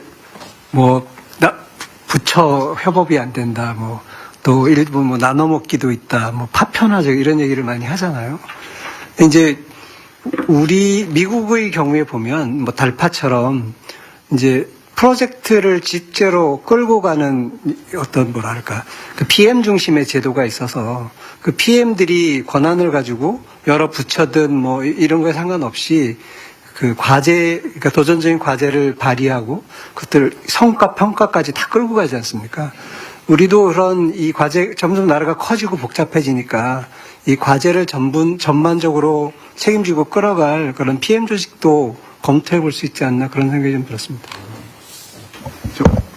저도 한 말씀 올리겠습니다. 네. 기업에 이제 몸담고 있는 몸으로서 제가 기술 개발을 하면서 느꼈던 것 중에 가장 중요한 게 기술 개발을 어떤 식으로 잘 철저히 검증을 내서 기술 완성도를 높이는가. 그게 이제 완성도 높은 어떤 기술이 결국 시장에 먹히게 되니까 그 부분에 대해서 기술의 어떤 실전 기회를 갖다가 좀 많이 주입사하는 어떤 말씀을 좀 드리고 싶었습니다. 그리고 어제 제가 기사를 보면서 대통령이 빌 게이츠 이사장님하고 미팅을 하면서 논의하신 것 중에서 제 눈에 가장 먼저 들어온 단어가 SMR이었습니다. 그 SMR 같은 경우에는 제가 좀 말씀드리고 싶은 게 지금 현재 이제 과기부의 12대 전략 기술에 포함되어 있습니다. 그런데 이 기술의 어떤 보다 더 경쟁력을 높이기 위해서는 중소중견기업이 이 설비 투자를 좀 활성화해야 되는데 실제 중소중견기업이 좀 어려움을 겪고 있는 것 같습니다. 그래서 요 기술이 이제 조세특례법에 전략기술로 포함되게 되면은 아마 좀 중소기업들의 어떤 생태계라든지 그리고 또 국가의 어떤 경쟁력 강화에 아주 많은 도움이 되고 그것이 결국 국익의 어떤 수익으로 되돌아올 수 있는 어떤 그런 구조니까 그 부분에 대해서 좀 긍정적으로 국가 전략 기술이 너무 많던데? 12대 전략. 뭔 전략이 그리 많아? 12대 전략 기술입니다. 네네. 네? 너무 많아서 n분의 1 소리가 나오고. 그러니까. 네. 너 아까 말씀하신 저도. 저도 출연연 소속 위원으로서 우리 장준현 위원께서 말씀하신 대로 PBS 폐지 정말 환영합니다.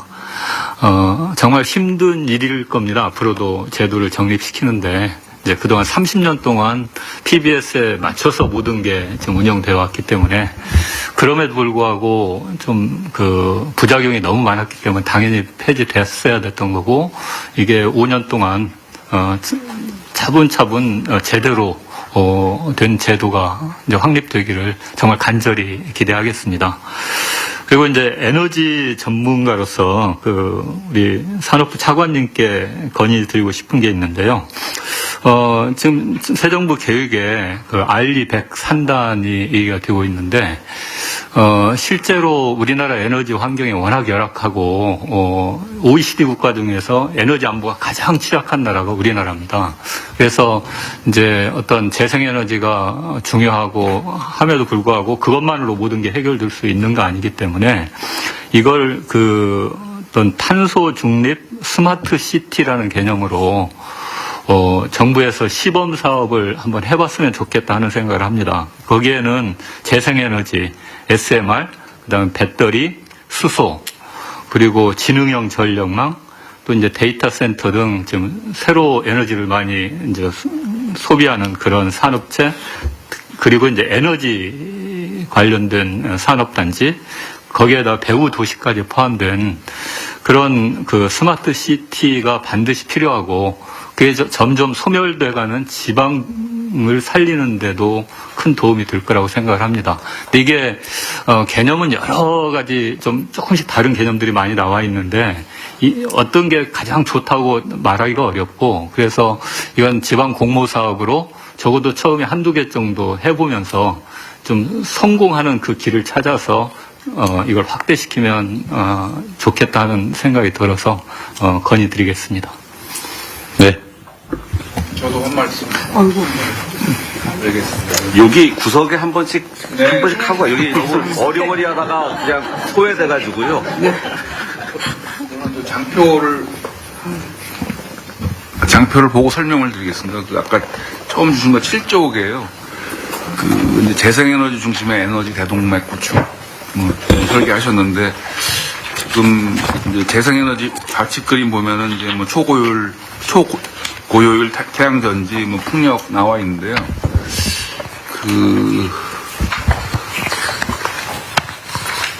이 에너지 시스템만 잘 되면은 신재생이 된다고 좀 우리가 오해하고 있는 게 있는데요. 제가 지금 비유를 해서 말씀을 드리자면은 우리가 이제 어렸을 때 우리나라는 이제 지하자원 빈국이라는 얘기를 많이 들었잖아요. 제가 보니까는 기후자원도 빈국입니다. 기후자원도. 이게 무슨 말씀이냐면은 재생에너지는 기후 예측이 안 되면요. 문제가 있는 거거든요. 그러니까 재생에너지 자체가 중요한 게 물하고 햇볕하고 바람이잖아요. 다 기후지 않습니까? 예를 들어서 지금 혹자는 우리나라 서남 해안에 풍력을 얼마나 깔면은 다 40% 해결한다고 하는데 기후가 어떻게 될지 모릅니다. 지금 아마 제가 듣기로 이제 기후 에너지부를 신설하신다고 했는데 그때 기후는 이제 기후 위기 대응의 차원에서 이제 기후를 생각하시는 것 같은데 그게 아니라 기후를 예측해야 우리가 신재생 에너지를 제대로 할 수 있다. 그 말씀을 제가 지금 원래는 제가 이제 기관장이니까 PBS 말씀을 드려야 되는데 그건 워낙 좋게 다 말씀하셔갖고 그건 빼고 요 기후에 대해서 좀 제가 제 의견을 드립니다. 예, 감사합니다. 의무방어전은 안 하셔도 됩니다. 네. 네, 혹시 꼭 해야 되겠다는 분이 있어요? 제가 조금만 저기하고 이은경 교수님은 한 번씩만 얘기를 하고 가시면 될 것 같아요. 정말 좋은 말씀들 많이 해주셔서 제가 사실은 별로 발언 드릴 게 없었을 수 있는데요. 아까 인센티브 제도를 계속 말씀하셨는데 그게 이제 어떤 기술이 대박 기술로 성공을 했을 때 그거에 대한 보상을 어떻게 나눌 것이냐에 대한 고민을 많이 하셨는데 제가 이제 대학에서 저는 사실 애들을 빨리 꼬셔들여서 이공계에서 육성을 해야 되는 과정에 있을 때 고민해 보면은 그게 그렇게 큰 인센티브가 되지가 못합니다. 왜냐하면 여기 경고문님이 계시긴 하지만 삼성전자에 들어오는 직원들이 모두가 내가 경고문님까지 올라가겠다고 생각하는 사람도 있고 그렇지 않은 사람들도 있기 때문에 제가 보기에는 학생들이 학생들이라고 표현했으면 그렇습니다만 젊은 친구들이 특히 젊은 친구들의 달란트가 다르기 때문에 처음에 진입하는 경우 그다음에 그걸 연구를 꾸준히 해서 성과를 만들어내는 경우, 그리고 그거를 사업화해서 이득을 창출하는 경우에 사람의 종류가 좀 다른 것 같아요. 같을 수도 있고 다를 수도 있고. 그게 아까 대통령께서 말씀하신 기술 거래 같은 걸 하고 역시 관련이 있다고 생각을 합니다. 그래서 인센티브의 설계에서 단계별 인센티브 진입했을 때, 즉 중간 엑시트가 유리하게 인센티브를 어떻게 설계할 거에 대한 고민을 좀 해주셨으면 하는 게 제가 이제 바람이 있습니다. 중간에 엑시트를 하더라도 좋을 수 있다라는. 그리고 그 연장선상에 이제 외국 사람을 데려오는 거에서 저희가 굉장히 어려웠던 점 중에 하나가 이 친구들이 돈만의 문제는 아니었던 것 같아요. 자기의 커리어 패스에서 이것이 내가 성장할 수 있는 사다리가 되느냐를 봤을 때 여기가 데드엔드가 되는 경우가 굉장히 많거든요.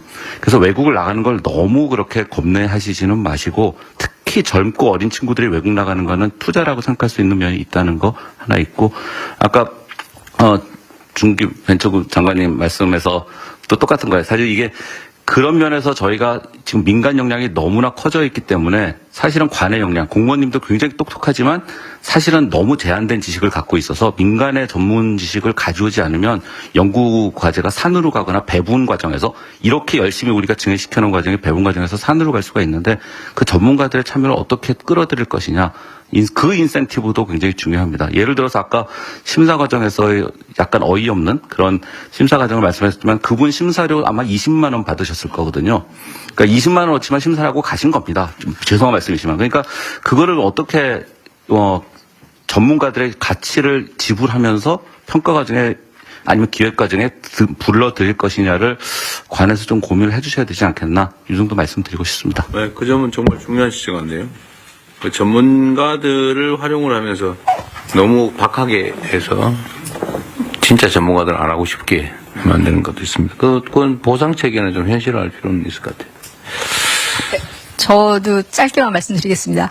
그 PBS 제도가 폐지가 돼서 사실은 대학에 있는 연구자들의 경우에 과거에는 그 출연연에 계시는 분들하고 과제를 수주하기 위한 일종의 경쟁 같은 것들이 좀 있었거든요. 기초 분야 특히. 근데 그런 게 없어져서 좋은 점이 있는데, 대신에 이제 그게 없어지는 대신에 새로 그 임무 중심의 대형 과제를 기획해가지고 출연연에서 이제 하시게 되면, 제 생각에는 그런 것들에 대학의 연구자들이 좀 같이 참여를 해서 그 조금 현장성 있는 연구에 참여할 수 있는 기회도 되고, 학생들도 또 현장과 연계된 연구를 좀 더 할 수 있는, 그 일반적인 산학 연구랑 또 좀 다르기 때문에 그런 길이 좀 열렸으면 좋겠다 하는 게 하나고요. 그다음에 또 하나는 그 미국의 그 과학연구재단을 보면 사회과학이 과학으로 분류돼서 그 지원 분야에 들어가 있습니다. 근데 우리나라는 이게 굉장히 엄격하게 인문사회 따로 그 이공계 과학기술 따로 이렇게 돼 있는데, 오늘 말씀하신 여러 가지 그 신기술들의 경우에 과거에는 기술 속도가 좀 느렸기 때문에 기술이 개발되고 나서 그것이 갖는 뭐 문제라든지 사회 변화라든지 또는 뭐 그것의 전망이라든지 이런 것들이 이제 뒤따라가면서 연구했었는데, 지금은 속도도 빠르고 굉장히 빨리빨리 전환이 되고 있기 때문에 그게 같은 속도로 진행이 되는 게 좀 필요해 보이고, 따라서 이런 과학기술과 관련된 어떤 사회과학 입장에서 연구, 이를테면 경제적인 파급 효과나 사회적인 파급 효과나 이런 것들이 같이 연구될 수 있는 어떤 연구 지원 제도가 있으면 좋겠다 생각합니다. 네. 대통령님, 제가 10초만 하겠습니다. 시간이 많이 지났는데.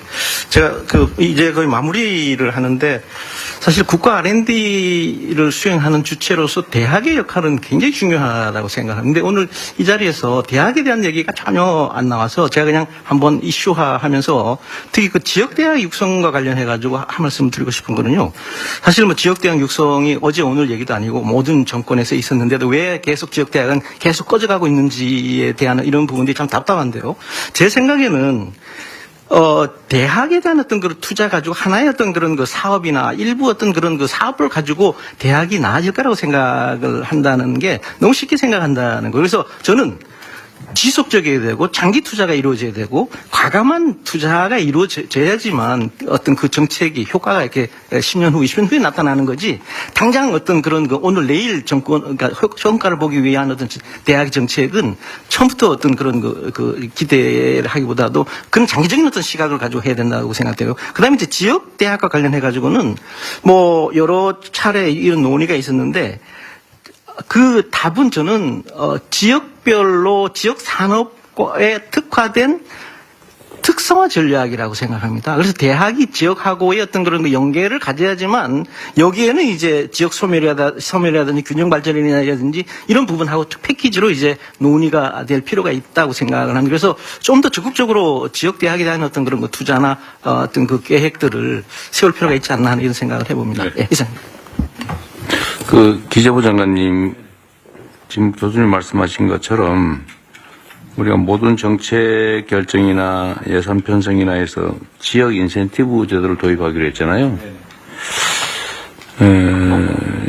여기는 지역 R&D 항목이 따로 있는 것 같은데 전체 R&D에도 지방 또는 지역에 우대하는 방안이 특별히 발견되지는 않네요.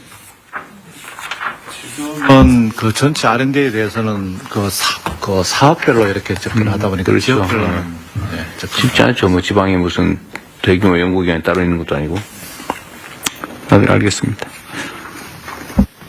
네, 또 혹시 뭐 제가 말씀드려도 될까요? 아까 죄송합니다. 우리 교수님, 아까 강원대 홍 교수님께서 네이처가 우리나라 R&D 효율성을 굉장히 낮게 평가한 원인을 여러 가지 말씀하셨는데 하나 중요한 걸 빼먹으셨어요. 그게 다양성이 굉장히 부족하다라는 겁니다. 특히 이제 스템 분야의 과학기술배의 여성 연구 인력이 다른 나라에 비해서 작고 또 여성 연구자들이 연구비를 받는 비율이 작고 특히 대형 과제에 굉장히 작다는 평가를 해줬고요. 마지막으로 과학기술계 리더십의 포지션이 여성이 너무 없다. 그래서 이 여성의 다양성에 대해서 크게 짚은 바 있다는 것을 말씀드리고 싶습니다. 이상입니다. 네. 저도 그럼 마지막으로 말씀드리겠습니다. 사실 뭐 분야별로 말씀하셔서 전 바이오 전문가라서 제가 바이오 관련해서 말씀드리고 싶은 것은 대통령님께서 좀 자주 좀 저를 좀 봐주셨으면 하고요. 안 웃으시네. 죄송합니다. 예. 그 다음에 두 번째가 사실 우리 과학기술이 국방에서 정말 많이 빛나고 있습니다. 그래서 그 부분도 정말 앞으로 과학기술을 이용해서 국방 쪽도 많이 나갈 걸로 생각하고 나라를 지키셨던 이순신 장군과 더불어서 또 우리나라를 태평성대로 이끄신 세종대왕님께서 하신 게 성균관 유생과 저는 연대 소속입니다만은 웃어 줘야 되는 거죠?